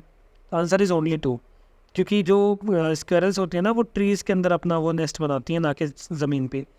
Indian squirrels refers to various species of squirrels found in India, most commonly known Indian squirrels the Indian palm squirrel, also known as the three striped palm squirrel, फ्यूनेम्बस प्लेमोराई, ये नाम याद रखने की नीड नहीं है। Small size squirrel with a body length of about 15 to 25 centimetre excluding the tail, तो टेल इसमें इंक्लूड नहीं करिए इसको काउंट करने में। They store their food materials like nuts and seeds in the ground. Squirrels hide nuts in this way as preparation for cold weather, ठीक है, समझ आ गया। इंडियन पाम स्क्वेरल्स आर डाइयूर्नल, मतलब दिन में एक्टिव रहती हैं वो, ठीक है। उसके बाद ये स्क्वेरल जो है including Indian palm squirrel primarily omnivorous होती है, ये feed on vegetarian diet consisting of fruits, nuts, seeds, flowers, plant material as well as eating fungi, seeds, nuts and fruits other, तो खाती है वो। Indian squirrels, including the Indian palm squirrel, do not typically build a nest by making burrows in the ground. Instead, they are arboreal animals, meaning they primarily live and nest in trees. ठीक है, आज आपको squirrels के बारे में पता तो चल गया, अच्छे से इसको याद रखना ये पूछा जा सकता है। So this is the 18th question. अभी तक हम काफ़ी स्लो चल रहे थे, बस मैं आपको एक बार पैटर्न दिखाता हूँ हम कैसे करेंगे। आप थोड़ा सा फास्ट चलेंगे क्योंकि यहाँ पे सम है, तो इसका आंसर ऑटोमेटिकली ऑल 3 आ जाएगा। मैंने आपको लॉजिक पीछे बता दिया है। वही 19th क्वेश्चन है, which one of the following makes a tool with a stick to scrape insects from a hole in the tree और लॉग ऑफ वुड। अब मैं आपको बताऊँ इसका रियल आंसर किसी को पता ही नहीं है, मतलब एग्जामिनेशन हॉल में ये ऐसे क्वेश्चन करना इज़ वेरी रिस्की और वेरी टफ।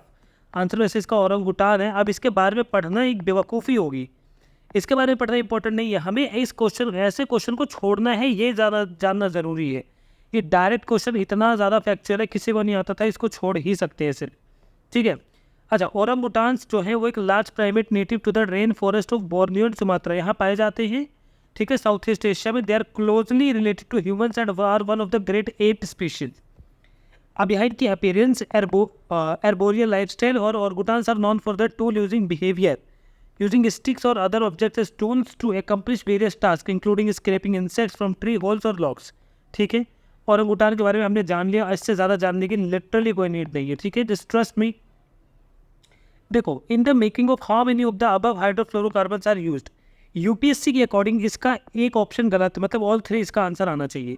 बट आपको पता हुआ अगर ऐसे क्वेश्चन यूपीएससी में आते हैं तो इनका आंसर ना आप ऑल 4 पे ही करके आना। आप देखो मेरी बात सुनो यार, आप चाहे कुछ भी पढ़ लो, मेरे से बैट लगा लो, आप कुछ भी पढ़ लो और जाओ, अगर इस लेवल का क्वेश्चन आपका नॉलेज के साथ हो जाता है ना, मैं आपको सैल्यूट करता हूँ इस चीज़ के लिए, और ये आप नहीं कर पाओगे। ऐसे क्वेश्चन में जब वो पूछे कि how many of the above are hydrofluorocarbons used, मैं आपको शर्त लगाता हूँ जिस चीज़ को भी ये मना कर रहे हैं ना वो भी कहीं ना कहीं मिल ही जाएगा, ठीक है। यूपीएससी है, अपनी जिद चलाता है, लेकिन ऐसा है नहीं। अब मेरी बात ध्यान से सुनना, ऐसे क्वेश्चन में most of the time all 4 होता है। अब इन्होंने ऑल 3 दे दिया वो अलग बात है, लेकिन मैं ऑल 4 पे लगा के आया था, और मेजर बच्चे ही लगा के आते हैं, +2 मार्क्स आते हैं, कभी कभी वो गलत कर देते हैं। इसका आंसर इन्होंने ओनली 3 दे रखा है, मैं बता देता हूँ आपको, ओनली 3 दे रखा है। अब इसमें एक बुक की चीज़ के बारे में पढ़ने की कोई नीड है नहीं, ठीक है। उसके बाद 21st क्वेश्चन है, interest income from the deposit in infrastructure in which distributed to their investors exempted from tax but the dividend is taxable, ठीक है। Okay, in which are recognised as borrowers under the SARFAESI act, 2002। या तो दोनों statement ठीक होंगी या तो दोनों गलत नहीं हो सकती, ठीक है, दोनों ठीक हो सकती है पर दोनों गलत नहीं हो सकती, या तो एक गलत होगी। अब ध्यान से देखो, वो कहता है कि जो इनविट्स है वो जो डिस्ट्रीब्यूट करता है इन्वेस्टर को, वो जो पैसा उनके पास जाता है वो टैक्स से, मतलब उनके ऊपर टैक्स नहीं लगता है, ठीक है, लेकिन जो डिवाइडेंड होता है वो टैक्सेबल होता है। इससे आप क्या समझे कि जब ऐसी स्टेटमेंट आए ना जिसमें एक ही लाइन में 3-4 चीज़ें या 2-3 चीज़ें दे दें, वो ऑटोमेटिकली गलत हो जाती है, ठीक है। देखो ये कह रहे हैं invest distributed to their investors exempted from tax, तो वो जो पैसे डिस्ट्रीब्यूट कर रहे हैं वो टैक्स नहीं है, बट अगर डिवाइडेंड दे तो टैक्सेबल है। अगर ऐसा कोई बट, ध्यान से तो बता रहा हूँ, बट वाइल, ठीक है, या अदरवाइज ऐसा कोई आ जाए ना स्टेटमेंट, जो एक स्टेटमेंट जो बोली जा रही है उसको लेकिन से जोड़ दे, इसमें कुछ नेगेटिव पॉइंट ला के रख दे, नेगेटिविटी फैला दे, वो रॉन्ग हो जाती है। तो बाय दिस लॉजिक अगर मुझे ये नहीं भी पता है तो मैं फर्स्ट स्टेटमेंट को रॉन्ग मान के इसको रॉन्ग करके मैं ये लगाऊंगा आंसर। So option is 4। अब ऐसा मत सोच रहा कि आपने आंसर देखा हुआ है तो आपको पता है, भाई आप खुद लॉजिक ना जाके लॉजिक 2022 के पेपर में, 2021 के पेपर में, 2020 पेपर में और किसी भी यूपीएससी पेपर में लगा के देख लो, उसके बाद आप नेगेटिव कमेंट्स करना। InvITs are investment vehicles that pool funds from investor to invest in infrastructure projects, ठीक है, ये पैसा उठाते हैं कि इंफ्रास्ट्रक्चर प्रोजेक्ट्स में डाल सके। InvITs are pass through entities which means that the income and expenses of the InvIT are pass through to the unit holders under the latest budget. इस वाले में हमारा जो लेटेस्ट आया है, ठीक है, ये वाला नहीं, 224 और 225 नहीं, 2023 लास्ट ईयर वाला। Income distributed by InvITs including interest income, divided income, rental income, सब कुछ ही टैक्सेबल होगा, ठीक है। इससे हमें पता लग गया हमारी फर्स्ट इनकम रॉन्ग है, पहली स्टेटमेंट, और सेकंड वाली यहाँ से करेक्ट है, ठीक है।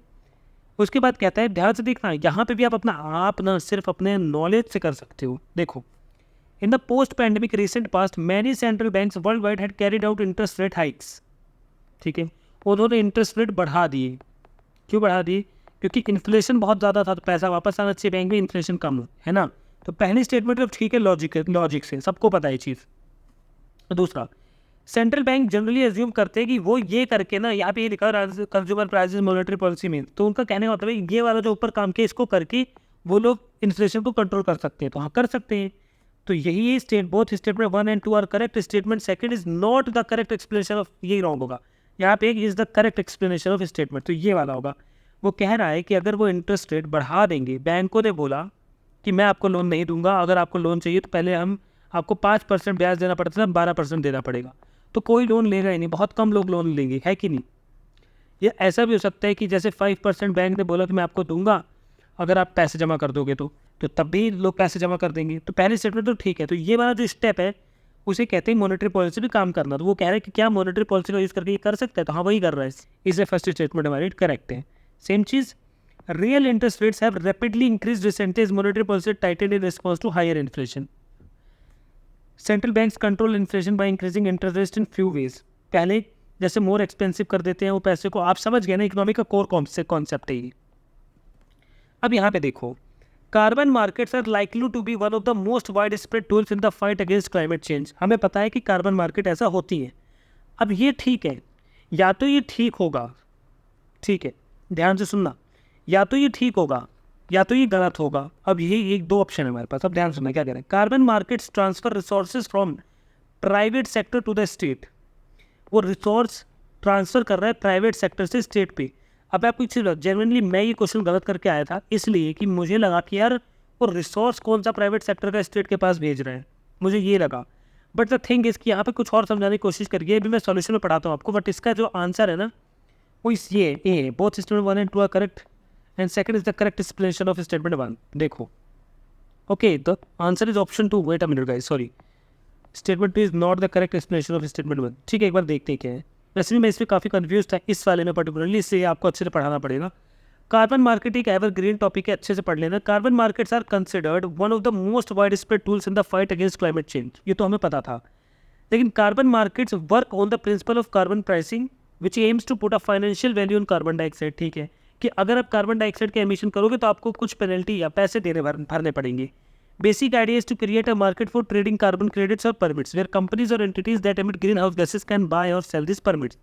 तो मुद्दा ये है कि आप ध्यान से समझने की कोशिश करना, मैं आपको समझाता हूँ। देखो, ये एक फैक्ट्री है, ठीक है, ये एक फैक्ट्री है और एक फैक्ट्री ये है, ठीक है, और एक फैक्ट्री ये है।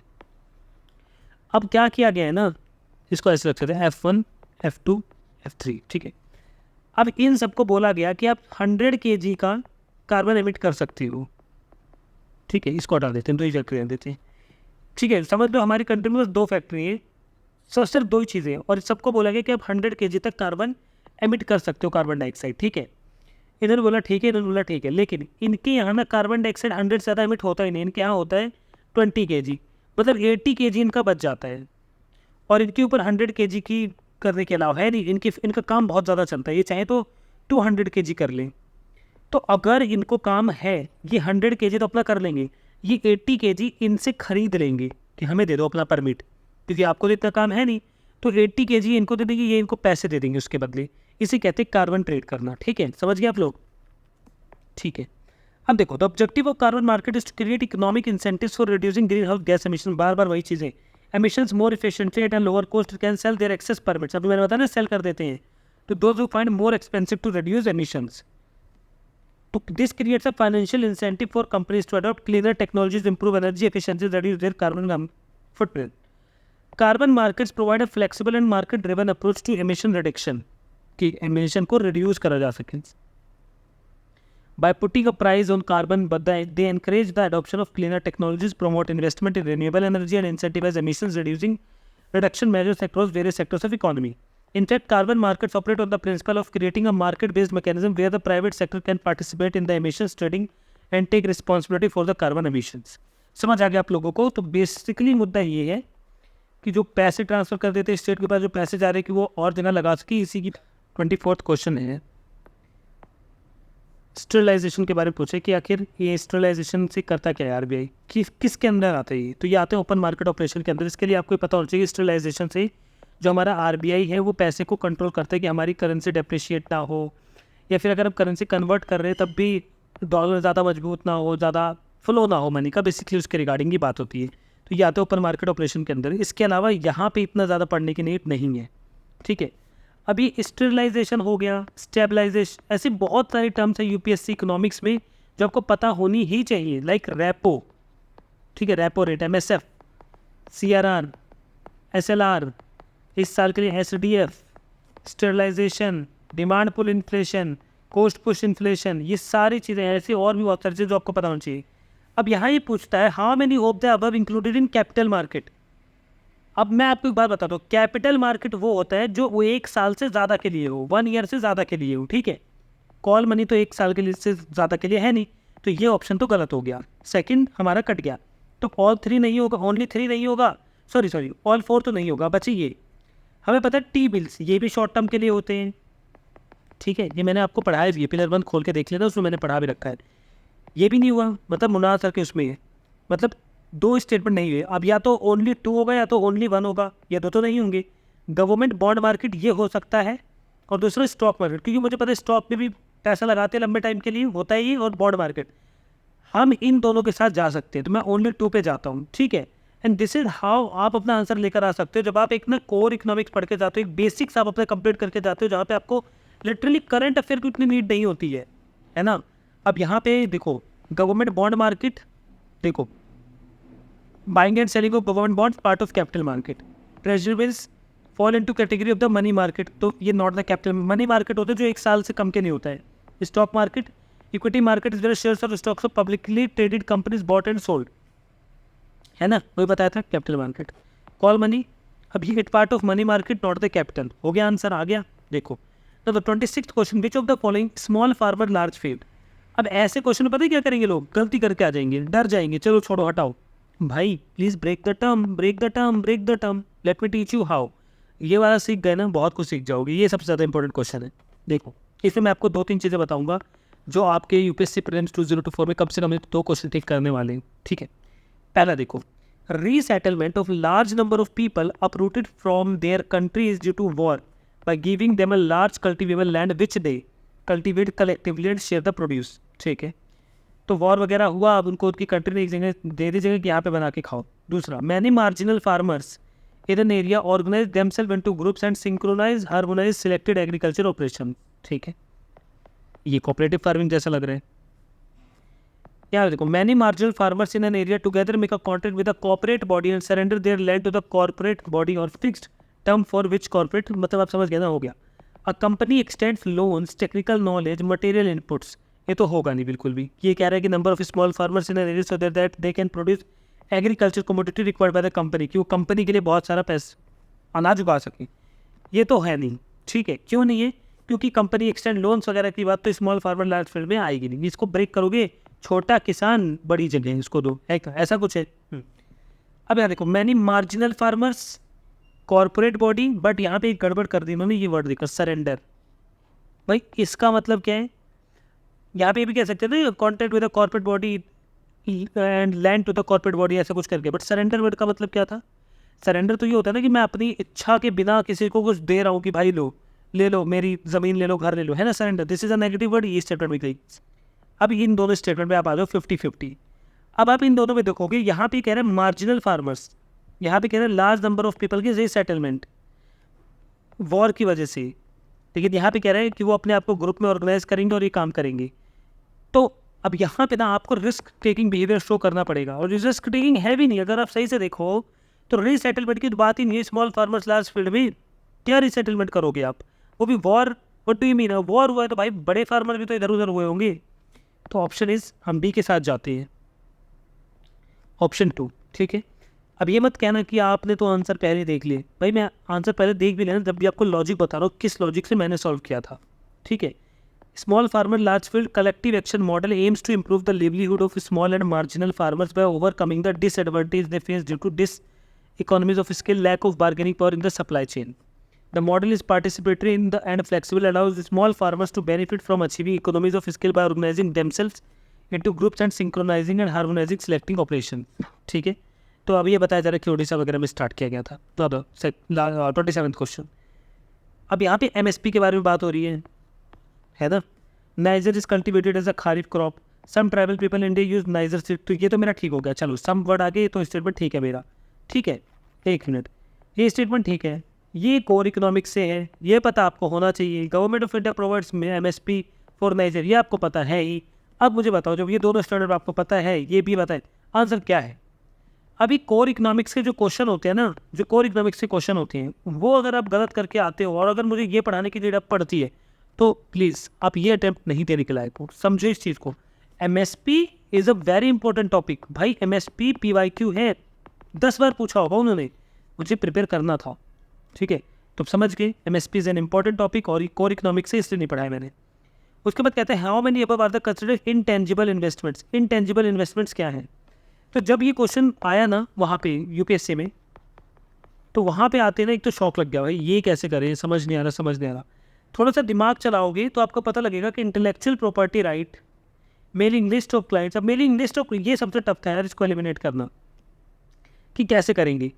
अब देखो, इनटेंजिबल एसेट्स क्या होता है? जो ब्रेक ना हो सके, अगर ब्रेक हो जाए तो उनकी कोई कीमत नहीं रहेगी, यही है ना। तो अगर ब्रांड रिकॉग्निशन, इन्वेंट्री, चलो इसमें कोई लॉजिक नहीं लगाती, इसमें मैं आपको डायरेक्ट एक चीज़ बताता हूँ, या तो आप कर सकते हो या तो आप छोड़ सकते हो, ठीक है, इससे ज़्यादा नहीं कर सकते। तो यहाँ पे है ओनली 3।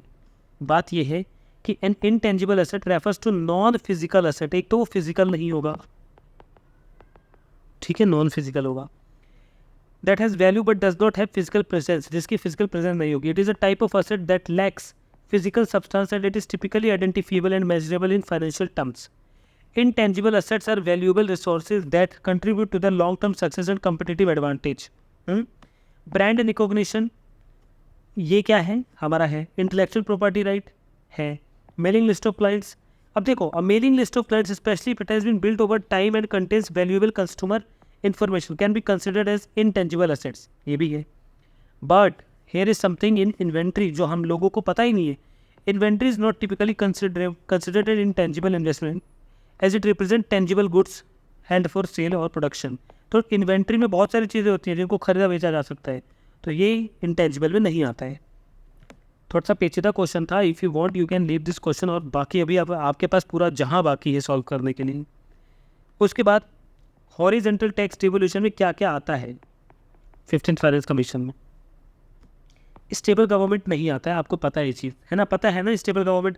और देखो डेमोग्राफिक परफॉर्मेंस लगता है, हो सकता है, फॉरेस्ट एंड इकोलॉजी लगता है, हो सकता है, टैक्स एंड फिजिकल एफर्ट्स लगता है, हो सकते हैं। गवर्नेंस रिफॉर्म्स क्या है? स्टेबल गवर्नमेंट तो बिल्कुल नहीं होगा, ठीक है, तो ऑल फाइव तो होगा नहीं, मुझे पता है, मैंने पढ़ रखा है, तो मुझे पता है गवर्नेंस रिफॉर्म्स भी नहीं है। तो अब यहाँ से ना अब डायरेक्ट आंसर निकाल सकते हो। इन चीज़ों को पढ़ाना पड़े ना, तो अपने ऊपर ऐसा लगता है कि यार अभी 2024 का प्रीलिम्स आ रहा है और ये चीज़ पढ़ानी पड़ रही है। तो अब समझ आया? एलिमिनेट करने की कोशिश क्या करो। देखो, अगर कोई गवर्नमेंट स्टेबल नहीं है किसी स्टेट की, तो क्या उसे पैसा मिलना बंद हो जाएगा कि वो पर्टिकुलर 15 फाइनेंस कमीशन उसको पैसा देना बंद कर देगी कि आप इनको पैसा मत दो, ये इनके यहाँ स्टेबल गवर्नमेंट नहीं है, वो पर्टिकुलर राज्य भुखमरी में मरेगा? ऐसा कुछ इम्पॉसिबल। तो मैं तो इसको आराम से इसको हटा सकता हूँ, ठीक है, स्टेबल गवर्नमेंट नहीं ही होगा, ठीक है। फॉरेस्ट एंड इकोलॉजी की इतनी बात है, डेमोग्राफिक परफॉर्मेंस की इतनी बात है, ये दो तो मुझे पता ही है। टैक्स एंड फिजिकल एफर्ट्स और गवर्नेंस रिफॉर्म से बताएं आप। तो क्वेश्चन नंबर 30 देखते हैं एक बार, और यहाँ पे ना इसने पूछा है कि इसमें से फॉलोइंग इंफ्रास्ट्रक्चर सेक्टर से इनमें से कौन सा इसके अंदर आता है? Sustainable investment in infrastructure and innovation, जिसको हम S3I इनिशिएटिव कहते हैं, फोकस फॉर इन्वेस्टमेंट्स। अगर आप इसको देखो तो एक तो वो इंफ्रास्ट्रक्चर की बात कर रहे हैं कि इनोवेशन की, है तो ये फैक्चुअल क्वेश्चन, ठीक है। और इनोवेशन की बात करते हैं, इसमें भी हो सकता है, इसमें भी हो सकता है, इसमें भी हो सकता है, इसमें भी हो सकता है। और वो कह रहे हैं सस्टेनेबल इन्वेस्टमेंट करो, है ना, सस्टेनेबल इन्वेस्टमेंट करनी है, वो इन चारों में हो सकती है। अब ऐसे क्वेश्चन में आप क्या कर सकते हो? या तो उनको छोड़ सकते हो, या तो अपना थोड़ा सा माइंड अप्लाई कर सकते हो, और कितना भी माइंड अप्लाई कर लो, इसकी जितनी प्रोबेबिलिटी करेक्ट होने की ना, उतनी ही प्रोबेबिलिटी रॉन्ग होने की है। बल्कि रॉन्ग होने की प्रोबेबिलिटी थोड़ी ज़्यादा है, पर सही होने की तो कम है। ऐसे क्वेश्चन को लास्ट के लिए रखा करो, और सस्टेनेबल इन्वेस्टमेंट के बेसिस पे कोशिश किया करो कि हेल्थ केयर कैसे होगा, या फिर अफोर्डेबल हाउसिंग का क्या मतलब है। चलो, मास रैपिड ट्रांसपोर्ट तो हो सकता है, रिन्यूएबल एनर्जी, ये दो तो होगा ही होगा, लेकिन इन दोनों में आप कंफ्यूज हो सकते हो, है ना। कोशिश करा करो अपना माइंड ऐसे क्वेश्चन में लास्ट में चलाओ। ये क्वेश्चन होते हैं जो टाइम लेते हैं आपका, लेकिन अगर आप थोड़ा सा ज़्यादा मेहनत इनके ऊपर करोगे तो हो सकता है ये कर लो, लेकिन मुझे लगता है कि वर्थ इट रहता है ऐसे क्वेश्चन के ऊपर स्टार्टिंग में टाइम वेस्ट करना। तो आंसर इज़ ओनली 3। कह रहा है कि जो ये S3 इनिशिएटिव है, is a programme launched by United Nations office for project services to promote sustainable development by mobilising private sector investment in infrastructure and innovation project. और ये कहता है कि ये ना इसमें पार्टनरशिप करेगा गवर्नमेंट के साथ, फाइनेंशियल इंस्टीट्यूशंस के साथ और अदर स्टेक होल्डर्स के साथ। इसमें बेसिकली जो सस्टेनेबल इकोनॉमिक ग्रोथ पे फोकस किया जाता है, और वो है सस्टेनेबल इंफ्रास्ट्रक्चर में, देखो, including renewable energy, clean transportation, green buildings, water and sanitation system. Innovation and technology में addresses development challenges, enhance the efficiency, effectiveness and sustainability of infrastructure systems. Private sector engagement में mobilise private capital, expertise, innovation to drive sustainable development. S3I initiative aims to catalyze sustainable infrastructure investment that have a positive impact on economic, social and environmental aspects of development। तो ये सारी चीज़ें जो हैं वो हमें बता रहे हैं। नेक्स्ट क्वेश्चन देखते हैं, वो कह रहा है कि in essence what does due process of law mean. अब इसका मतलब क्या है due process of law mean? ये पॉलिटी का एक बेसिक क्वेश्चन है और आपको ये आना चाहिए, इसको मुझे समझाने की नीड नहीं होनी चाहिए, है ना। इसका आंसर आप लोग कमेंट करके बताओगे क्या है, ठीक है। So basically the principle of natural justice इसका आंसर है, understanding the meaning of due process of law. देखो, due process refers to just principle of natural justice. Due process of law का मतलब है कि जैसा आपका कानून है उसके हिसाब से सज़ा मिलनी चाहिए, उसके हिसाब से न्याय होना चाहिए, बेसिकली ये बात है। इसके अलावा इसमें बहुत ज़्यादा बीच में नहीं जाना है, ठीक। 32nd क्वेश्चन देखते हैं, इसमें देखो लिखा हुआ है prisons are managed by state government with their own rules and regulation और डे टू डे एडमिनिस्ट्रेशन में। हाँ, ये बात तो ठीक है कि यूनियन स्टेट लिस्ट में आता है प्रिजन वाला पार्ट। सेकंड स्टेटमेंट में यहाँ पे देखो, in India prisons are governed by the prison act 1894, ठीक है, which expressly kept the subject of prisons in the control of provincial governments. अगर आपको ये सेकंड स्टेटमेंट नहीं पता है, आपको वैसे एक बात बता दो, यूपीएससी ना प्रिजन से रिलेटेड क्वेश्चन पूछती रहती है, तो जो प्रीलिम्स क्वालिफाई करेंगे ना, जिनको पता है वो पूछते, वो ऑलरेडी प्रिपेयर करके गए होंगे कि प्रेजेंट पढ़ के जाना है PYQs में। इससे मैं हमेशा कहता हूँ PYQs करके जाओ, तो मोस्ट ऑफ द लोगों का ये करेक्ट होगा। लेकिन यहाँ ये जो एक स्पेशली वर्ड है ना, अगर आप माइंड लगाओ तो आपको लगेगा ये गलत है, बट ऐसा है नहीं, ये वाली स्टेटमेंट गलत है नहीं, ये स्टेटमेंट ठीक है। बट मैं आपको बता रहा हूँ कि ऐसे एक्स्ट्रा वर्ड जब दिए होते हैं ना, मोस्ट ऑफ द टाइम गलत होता है, बट यहाँ पर ये ठीक है। समझ आ रहा है आपको? तो ये दोनों की दोनों ही स्टेटमेंट ठीक है आपस में। अब देखो, as per the provisions of constitution of India prisons persons detained therein as a state subject, ठीक है। अब यहाँ पे देखो, ये वाला रिसेंटली, ये वाला the prison act 1894, prisoners act 1900, the transfer of prisoners act 1950 have been reviewed by ministry of home affairs and relevant provisions of these acts have been assimilated in the model prison act 2023। मतलब ये सब इसमें आ गया है। State governments and union territory administration can benefit from Model Prison Act 2023 by adopting it in their jurisdictions, with such modifications which they may consider necessary, and repeal the existing 3 acts in their jurisdictions। ठीक है, ये वाला देखो, Prison Act 1894, ये क्या कहते हैं? The first legislation that governed management and administration of prisons in India was the Prison Act of 1894. It defined a prison as any jail or place used permanently or temporarily under the general or special orders of state government for detention of prisoners excluding police custody subsidiary jails. इनको निकाल कर बताता है कि हाँ statement ठीक ही है। तो इस क्वेश्चन से हमें एक चीज़ जो मेन सीखने को मिलती है वो लिख लो कि हमेशा ऐसे वर्ड जो एक्स्ट्रा दिए होते हैं वो गलत नहीं होते हैं, हमें अपनी कॉमन सेंस अप्लाई करनी पड़ती है। Which one of the following statement best reflects chief purpose of constitution of country? NCERT का क्वेश्चन है और सबसे ईजिएस्ट क्वेश्चन है जहाँ पे लिमिट करा जाता है गवर्नमेंट के कामों को। ठीक है, it defines and limits the powers of government. ठीक है, हो गया आंसर हमारा same. It's a very easy question. Now in India which one of the following constitutional amendment was widely believed to enacted to overcome the judicial interpretations of the fundamental rights? अब पता है judicial interpretations के ऊपर पूछा उन्होंने, क्योंकि judicial interpretations तो भैया बहुत सारी चीज़ों में हुई है, तो आप कैसे एक ही चीज़ को बता दोगे? इसलिए ये वाला क्वेश्चन ना यूपीएससी ने कैंसिल ही कर दिया। ठीक है, यहाँ देखो, the correct answer is first amendment. ठीक है, the question has been deleted by UPSC. Correct answer first amendment भी नहीं है, इन्होंने बस दे दिया है नहीं, क्योंकि बात ये है ना कि ऐसा कोई भी अमेंडमेंट लाइक 42nd ले लो 44th ले लो, हर चीज़ में जुडिशल को कुछ ना कुछ किया ही गया है। मेजर पूछा है जब भी मैं बता रहा हूँ कि ये तो आंसर नहीं है, इसलिए इसको यूपीएससी ने स्ट्रक डाउन करते हैं कि भाई ये नहीं है क्वेश्चन। उसके बाद पूछ रहा है कि consider the following organisation bodies in India जो कि कॉन्स्टिट्यूशनल बॉडीज़ हैं। अब आप मेरे को एक बात बताओ, ऐसे ईजी क्वेश्चन अगर आप गलत करके आते हो तो ये कोई कहीं का जस्टिस होगा? आप खुद से बताओ, आपके खुद से ये चीज़ जस्टिस है आपके लिए? है। इसीलिए मेरे जो नोट्स है पॉलिटी के चैनल पे हमारे जो क्लियर विजन फॉर यूपीएससी, वहाँ पे मैंने पॉलिटी के नोट्स अपलोड कर रखे हैं। 80 पेजेस के नियर बाय हैं वो, अगर आप उनको पढ़ लेते हो ना 70% आपका पॉलिटी प्रिपेयर है और ऐसे क्वेश्चन आप आराम से करके आ जाओगे। नेशनल लॉ कमीशन सिर्फ कॉन्स्टिट्यूशनल बॉडी है, बाकी सारे नॉन कॉन्स्टिट्यूशनल है। ठीक है, अब देखते हैं अपने ये वाला क्वेश्चन है जो ये पहले स्टेटमेंट देखो, if the election of the president of India is declared void by the supreme court of India acts done by him her in the performance of duties of his her office of president before the date of decision become invalid। कहना ये चाहता है कि अगर president ने कोई decision लिया और उनका बाद में उनका इलेक्शन जो हुआ था उसे सुप्रीम कोर्ट कहता है ये गलत तरीके से हुआ था, तो क्या इन्होंने जो किया वो सब काम रद्द हो जाएंगे? नहीं, वो तब भी रहेंगे। पहली स्टेटमेंट रॉन्ग हो गई। दूसरा कहता है the election for the post of the president of India can be postponed because some legislative assemblies have been dissolve.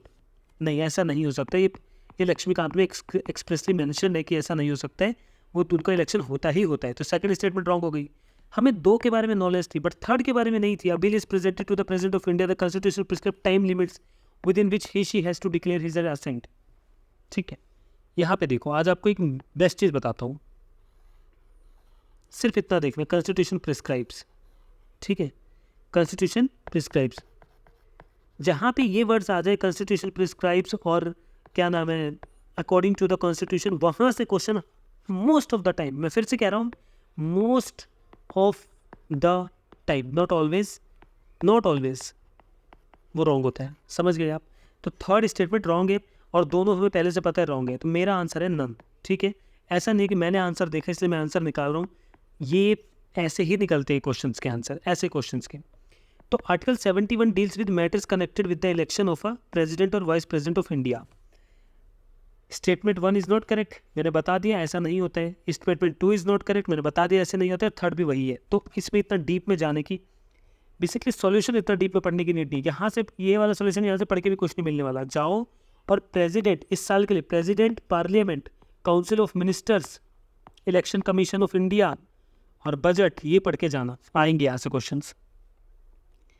Regarding finance bill and money bill in the Indian parliament consider the following statements. और हाँ, bill भी आएगा, जहाँ तक 100% आएगा bill से। When the Lok Sabha transmits the finance bill to the Rajya Sabha it can amend और reject the bill. उसने किसकी बात करी है? फाइनेंस बिल की। They are not talking about money bill. ठीक है, finance bill is every finance bill is not a money bill. तो ये स्टेटमेंट तो ठीक हो गई। Second, when the Lok Sabha transmits the money bill to the Rajya Sabha, अब मनी बिल की बात हुई, इट कैन नॉट अमेंड और reject the bill, it can only make recommendations. Correct है, हाँ कर सकता है, सिर्फ रिकमेंडेशन देगा और कुछ नहीं कर सकता। लेकिन third, in the case of disagreement between the Lok Sabha and Rajya Sabha there is no joint sitting of money bill but a joint sitting becomes necessary for the finance bill. क्या कह रहे हैं, नेसेसरी हो जाता है फाइनेंस बिल के लिए लेकिन मनी बिल के लिए नहीं। तो मैं कह सकता हूँ कि थर्ड ठीक है और फर्स्ट ठीक है, सेकंड रॉन्ग है, ओनली टू के साथ जाते हैं। Only two of the above statements are correct, हमारा आंसर ठीक है। अब देखो money bill, a money bill may only be introduced in the Lok Sabha on the recommendation of the president. ठीक है, सिर्फ और सिर्फ लोकसभा में, वो भी प्रेसिडेंट के रिकमेंडेशन पे ही आएगा। It must be passed in Lok Sabha by a simple majority of all members present and voting. Following this, it may be sent to the Rajya Sabha for its recommendation, which Lok Sabha may reject it if it choose to. If such recommendations are not given within 14 days, it will deem to be passed by Parliament. तो मर्जी चलती है money bill pay, Lok Sabha को exclusively अधिकार हैं। ठीक है, और यही सारी चीज़ें इन डिफरेंस बिल के साथ हैं। यहाँ से ना पढ़ के पॉलिटी के मेरे नोट्स डाउनलोड करो, उसमें बहुत अच्छे से मैंने चार्ट बना के अपनी हैंड राइटिंग में मैंने लिख रखा है, वहाँ से पढ़ो। ठीक है, ये सारा उसी का एक्सप्लेन कर रखा है।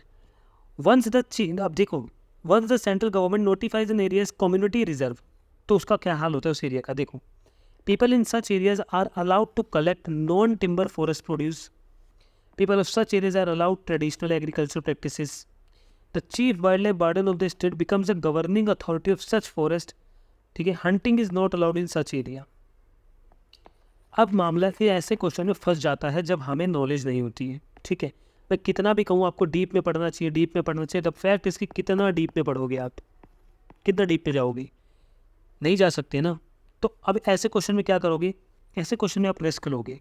तो आप कम्युनिटी रिजर्व के बारे में एक तो आप पढ़ के जाना। ठीक है, अभी के लिए देखते करना क्या है। The chief wild life warden of the state becomes the governing authority of such forest. ठीक है, अब ये लगता है करेक्ट हो सकती है। दूसरा, hunting is not allowed in such area. भाई कम्युनिटी रिजर्व बनाया है तो हो सकता है हंटिंग ना अलाउड हो, ये भी करेक्ट हो सकता है। People in such areas are allowed to collect non timbers. अब देखो यहाँ पे मोस्ट ऑफ द टाइम, मतलब मैं अगर होता तो ऑल फोर ही लगाता, क्योंकि कुछ भी ऐसा लगे रहा कि जो नेगेटिव हो। People of such allowed traditional agriculture, भाई है उनका वहाँ का। लेकिन एक ज़रा सोचो, ध्यान सोचो, ये जो यहाँ पे लिखा है people of such areas are allowed traditional agriculture. ठीक है, ट्रेडिशनल एग्रीकल्चर का मतलब क्या है कि जो उनका ट्रेडिशनल वे है एग्रीकल्चर परफॉर्म करने का वो करेंगे। तो अब अगर मैं चाहूँ तो इसको रिस्क में ले सकता हूँ। देखो, मैं सिर्फ सोच सकता हूँ कि चलो ये गलत हो सकता है, ये ट्रेडिशनल वर्ड क्यों लिखा, नॉर्मल भी तो लिख सकते थे, एग्रीकल्चर प्रैक्टिसेस कर सकते थे ऐसे। लेकिन जहाँ तक है आंसर ऑल फोर मैं लगा के आता अगर होता तो, है ना, but answer is only two. ठीक है, अब देखो हर जगह थिंकिंग प्रोसेस का मतलब ये थोड़ा ना होता है कि आंसर सही आएगा, मैं सोचने का तरीका आपको बता रहा हूँ। The concept of community reserve was added to WLP wild life protection act through an amendment in 2002 for conserving community own flora and fauna using traditional ways and means. The committee shall elect a chairman who shall also be honorary wild life warden on the community reserve. तो पहला तो incorrect हो गया, वहाँ तो chief wild life warden लिख रखा है। दूसरा, hunting is generally not allowed in community reserve, मतलब दूसरा ठीक है। Local communities are allowed sustainably use and non timber forest produce, मतलब थर्ड भी ठीक है। फोर्थ देखो, the community reserve is mean for conservation of wild life their habitat and these activities may be restricted in they pose a threat to the conservation objectives, मतलब 4 is incorrect, traditional practices allowed नहीं होते हैं। इस question को देखते हैं, schedule area के बारे में पूछ रहा है। Within a state notification of an area as a scheduled area take place through an order of the president. Statement बिल्कुल ठीक है। ठीक है, स्केड्यूल एरिया को डिक्लेयर कौन करते हैं, प्रेसिडेंट साहब करते हैं। तो the largest administrative unit forming the scheduled area is the district. ठीक है, and the lowest is the cluster of villages in the block, ये भी ठीक है। यहाँ तक हमें आता है, हमें नहीं आता तो यहाँ से सुनो। Chief minister of the concerned states are required to submit annual reports to the Union Home Ministry on the administration of scheduled areas in the states। Chief minister क्यों करेगा भाई, आप मुझे बताओ। वहाँ गवर्नर को हमने क्यों भेजा है, गवर्नर क्यों गए हैं सेंटर के लिए, आप सेंटर से आपने पढ़ा ही होगा ना। तो this is the reason, only two is the answer, आ गया ना। अब देखो स्केड्यूल एरियाज, थर्ड स्टेटमेंट को देखते हैं पहले। According to provision of 5th schedule of the Indian constitution, governors of the states having schedule areas are required to submit a report to the president, not to the Union Home Ministry, regarding the administration of the scheduled areas in their respective states। समझ के बाकी दो statement तो ठीक है कि एक administrative units में स्केड्यूल एरियाज में होल डिस्ट्रिक्ट और part of it to the specific blocks तक वो रहता है, मतलब एक बड़ी यूनिट पे डिस्ट्रिक्ट होता है और फिर छोटे लेवल तक एक विलेज होता है, ठीक है, ये चीज़ होती है।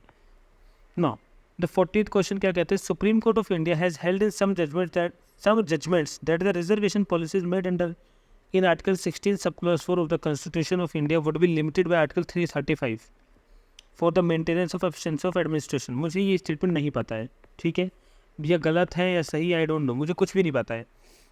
लेकिन सेकंड स्टेटमेंट कहती है article 355 of the constitution of India defines the term efficiency of administration.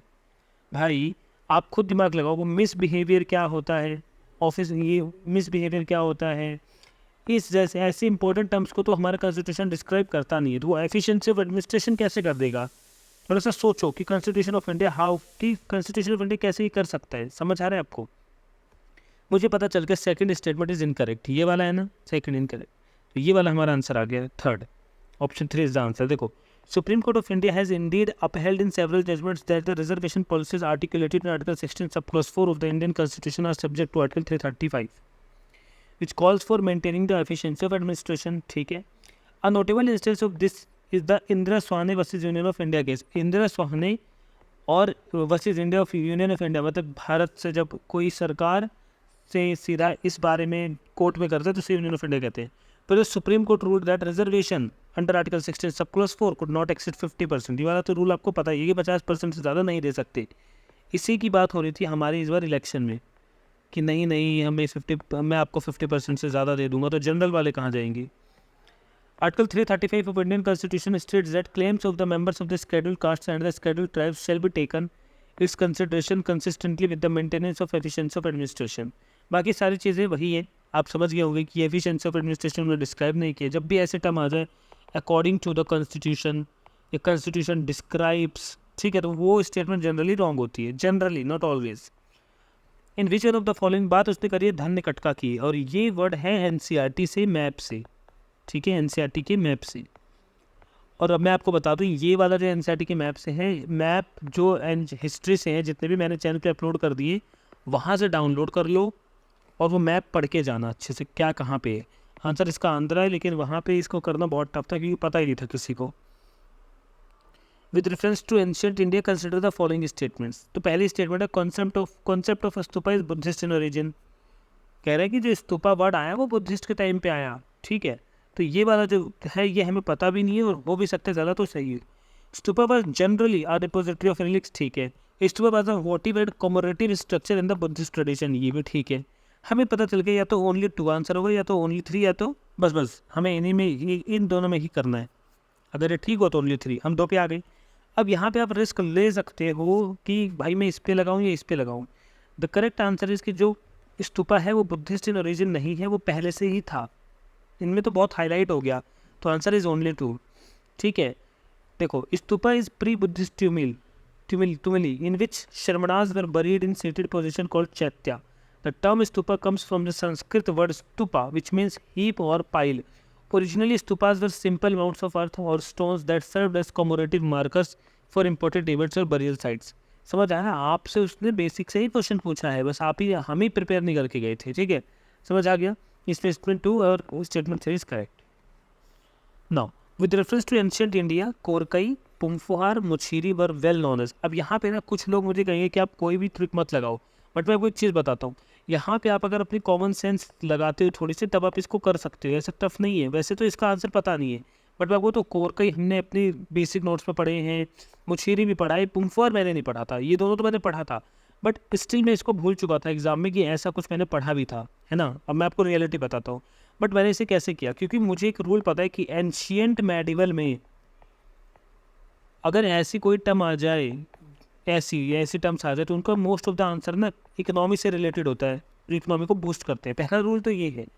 दूसरा ये है कि यहाँ पे जो मुछीरी वर्ड है ना, ये वाला मुछीरी, इससे मेरे माइंड में आया कुछ मछली टाइप। ध्यान से सुनो मैंने माइंड कैसे चलाया, मछली टाइप। तो बस जैसे मछली तो पोर्ट से रिलेटेड होती है, ऐसे कर देती है, ठीक है, तो मैंने ये किया पोर्ट से रिलेटेड, इससे मैंने पोर्ट टिक कर दिया। यू नो व्हाट, मेरा लक अच्छा था कि ये ठीक है। मैं आपको ये बता रहा हूँ, ऐसे क्वेश्चन या तो आप छोड़ सकते हो या तो आप कॉमन सेंस लगा के थोड़ा कर सकते हो, बट इसमें 100% एक्यूरेसी लाना इज़ इम्पॉसिबल भाई। यहाँ पे गलती होने के बहुत चांसेस हैं, ठीक है, ठीक है। अब देखो, यहाँ समझते हैं। कोरकई, पुंफुहार, मुछेरी, जिसे मुजीरिस भी कहते हैं, were well known as ancient ports in South India. Located in Korkai कहाँ है? प्रेजेंट डे तमिलनाडु में है। कोरकई एक मेजर पोर्ट था और कैपिटल था अर्ली पांड्यन किंगडम का। ये पर्ल फिशरी के नाम के लिए जाना जाता है and was a central hub for trade with the Roman empire.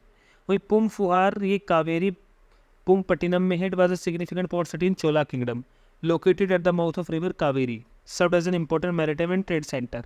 वही मुछेरी, मुजीरिस, जिसे मुजीरिस कहते हैं, located near present day Kodingallur in Kerala. Muziris was one of the major ports on the Malabar coast during ancient times. It was a vital link in the maritime trade routes connecting the Mediterranean and Red Sea to the Indian Ocean and was famed for its spice trade. समझ आ गई spice trade के लिए। फिर which one of the following explains the practice of वत्ता किरुतल। अब ये word हमें नहीं पता है, इसमें कुछ भी कर ही नहीं सकते हो आप, इसमें रिस्क भी नहीं ले सकते हो आप, उसमें कुछ नहीं कर सकते हो, मतलब ही नहीं पता है हमें। अब वो भी संगम पोइम से है तो वहाँ की तो लैंग्वेज भी हमें नहीं पता है ना। ऐसे में करना क्या है, या तो आप इन्हें छोड़ दो या तो आप इन्हें छोड़ दो, दोनों में एक ही करो, छोड़ ही दो तो बेहतर है। इंस्टेड ऑफ कि आप नेगेटिव मार्किंग पे जाओ, ऐसे क्वेश्चन को छोड़ दो। लेकिन अब इनको करने का एक सोल्यूशन है।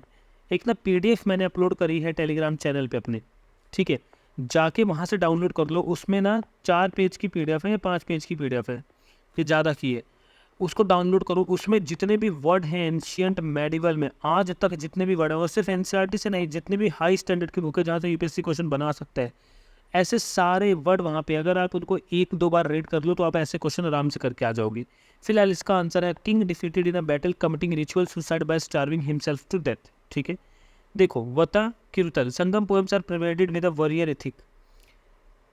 A poem in the Purananduru says that the bodies of warriors who did not die in battle were cut with swords before the funerary rites to stimulate death in battle. Practice of Vatrikurutal was one in which a defeated king committed ritual suicide by starving himself to death. समझ गई?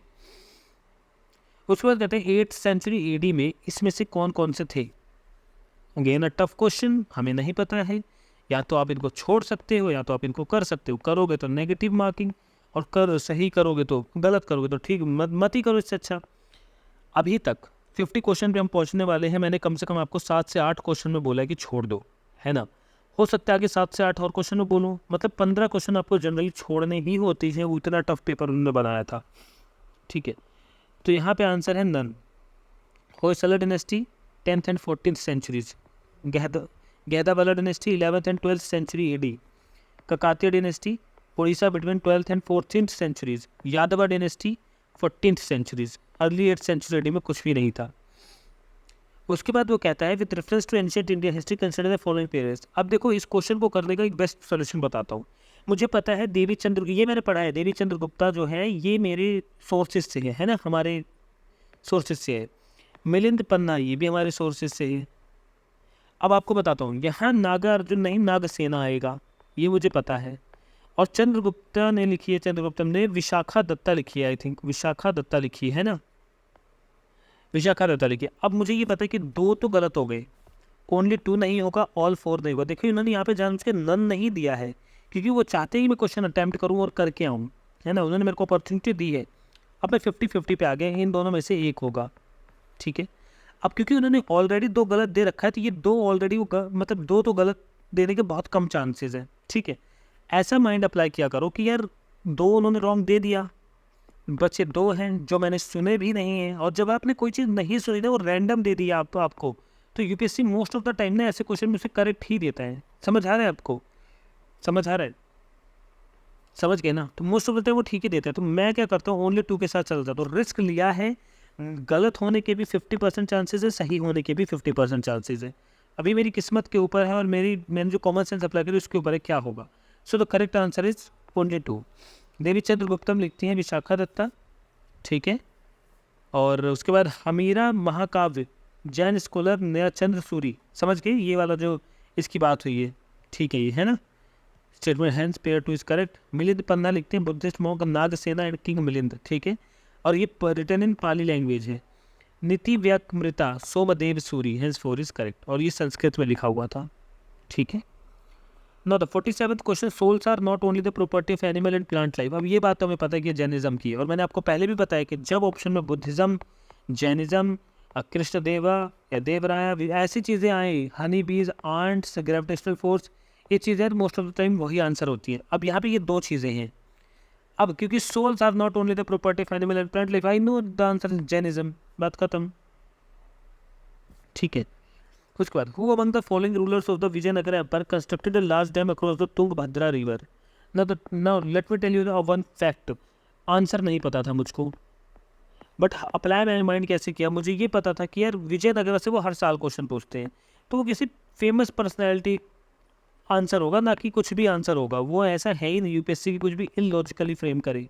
India का सबसे बड़ा exam है, constitutional body है, बहुत दिमाग लगा के पेपर बनाते हैं। मैंने देवराय फर्स्ट पे मारा सिर्फ इसलिए क्योंकि विजयनगर से रिलेटेड भी था, सबसे खास, सबसे ज़्यादा ये हम पढ़ते भी हैं, मुझे लगा यही है, और मैंने यहाँ पे टिक मारा था, ये करेक्ट भी था, देवराय फर्स्ट। तो देवराय फर्स्ट ही थे who ruled the Vijayanagara empire from 1406 to 1422, is known for several significant contribution to the infrastructure including water management systems, constructed a large dam across the Tungbhadra River. The dam was a critical part of complex system designed to bring water to capital city. A long canal cum aqueduct was built from the river to the city to ensure regular water supply. ठीक है, Devray's reign is noted for administrative efficiency, military successes, enhancement of the capital city, which included improvements in water infrastructure. समझ गए आप लोग?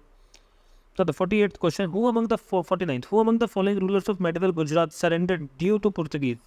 अब मैं आपको एक बहुत खास बात इसमें आज बताने जा रहा हूँ। इस क्वेश्चन को या तो आप कर सकते हो या तो आप नहीं कर सकते हो, ठीक है, बट अगर आप अपना दिमाग लगाओ तो उसने पूछा है who among the following rulers of medieval Gujarat. Gujarat का कौन था? मेडिवल गुजरात का, जिसने ड्यू को सरेंडर कर दिया पुर्तगीज़ को। तो मुझे ये दो चीज़ें पता है, ये और ये तो नहीं है, ठीक है। अब अहमद शाह और बहादुर शाह में कन्फ्यूज़ हूँ मैं। अब क्योंकि मैंने सबसे ज़्यादा पढ़ा ही हुआ है कि बहादुर शाह, मैं सिर्फ आपसे इतना कहना चाहता हूँ, मैं इस क्वेश्चन को छोड़ के आता अगर मुझे बिल्कुल नहीं पता होता तो 50% भी चांस नहीं लेता, और अगर हल्का सा ही पता होता मैं इसको टिक करके आता, या तो मैं अहमद शाह पे टिक करके आता है तो बहादुर शाह पे टिक करके आता। So the answer is Bahadur Shah, ठीक है। तो Bahadur Shah was the 22nd sultan of Gujarat from 1526 to 37। He was a powerful ruler who expanded Gujarat sultanate to its greatest extent. Portuguese in 1531, led by their Governor General Nuno da Cunha, launched an attack on the city of Diu, which was an important port and stronghold of Gujarat Sultanate. Bahadur Shah's forces successfully defended Diu and repelled the Portuguese assault. ठीक है. However, in 1535, Portuguese launched another attack on Diu, this time under the command of their victory maritime Afonso de Souza. The Portuguese forces were better equipped and more determined. Overall बात बस इतनी सी है कि बहादुर शाह की जो force थी वो उनके सामने खड़ी नहीं हो पाई, और बहादुर शाह को ट्रीटी साइन करनी पड़ी पुर्तगीज़ के साथ, जिनके थ्रू उनको अपनी पोर्ट सिटी देनी पड़ी, ठीक है, अपना गुजरात का जो वो चीज़ था देना पड़ा, और इस तरीके से उनका रूल खत्म होता है। By which one of the following acts as the governor general of Bengal designated as the governor general of India? So the answer you know, this is the basic question and you have to prepare all these acts. एक भी act नहीं छोड़ना है, जो book में है वो भी नहीं, डिटेल में पढ़ के जाना, क्योंकि एक क्वेश्चन यहाँ से हर साल बनता है, ठीक है। So the correct answer is charter act of 1833, ठीक है। Charter act of 1833 act was the final step towards the centralisation of British in India. It made the governor general of Bengal the governor general of India, यही question था। और यहाँ पे Lord William Bentinck was the first governor general of India. The governor general of India was given exclusive legislative powers for the entire British India. समझ गए आप लोग? तो यहाँ पे ना हमने अपने 50 क्वेश्चन कंप्लीट कर लिए, यहाँ पे आपने बहुत कुछ सीख लिया है। नेक्स्ट पार्ट के लिए आप लोग बता देना अगर आपको चाहिए तो, लेकिन इसको डिटेल में, बहुत डिटेल में आप इसको पढ़ो, डिटेल में इसको पढ़ो, बार बार वीडियो देखो, और कोशिश करो कि यहाँ पे जो मैंने आपको सिखाया ना वो आप लिख लो, ठीक है। और कमेंट करके जाना, I will qualify UPSC prelims 2024।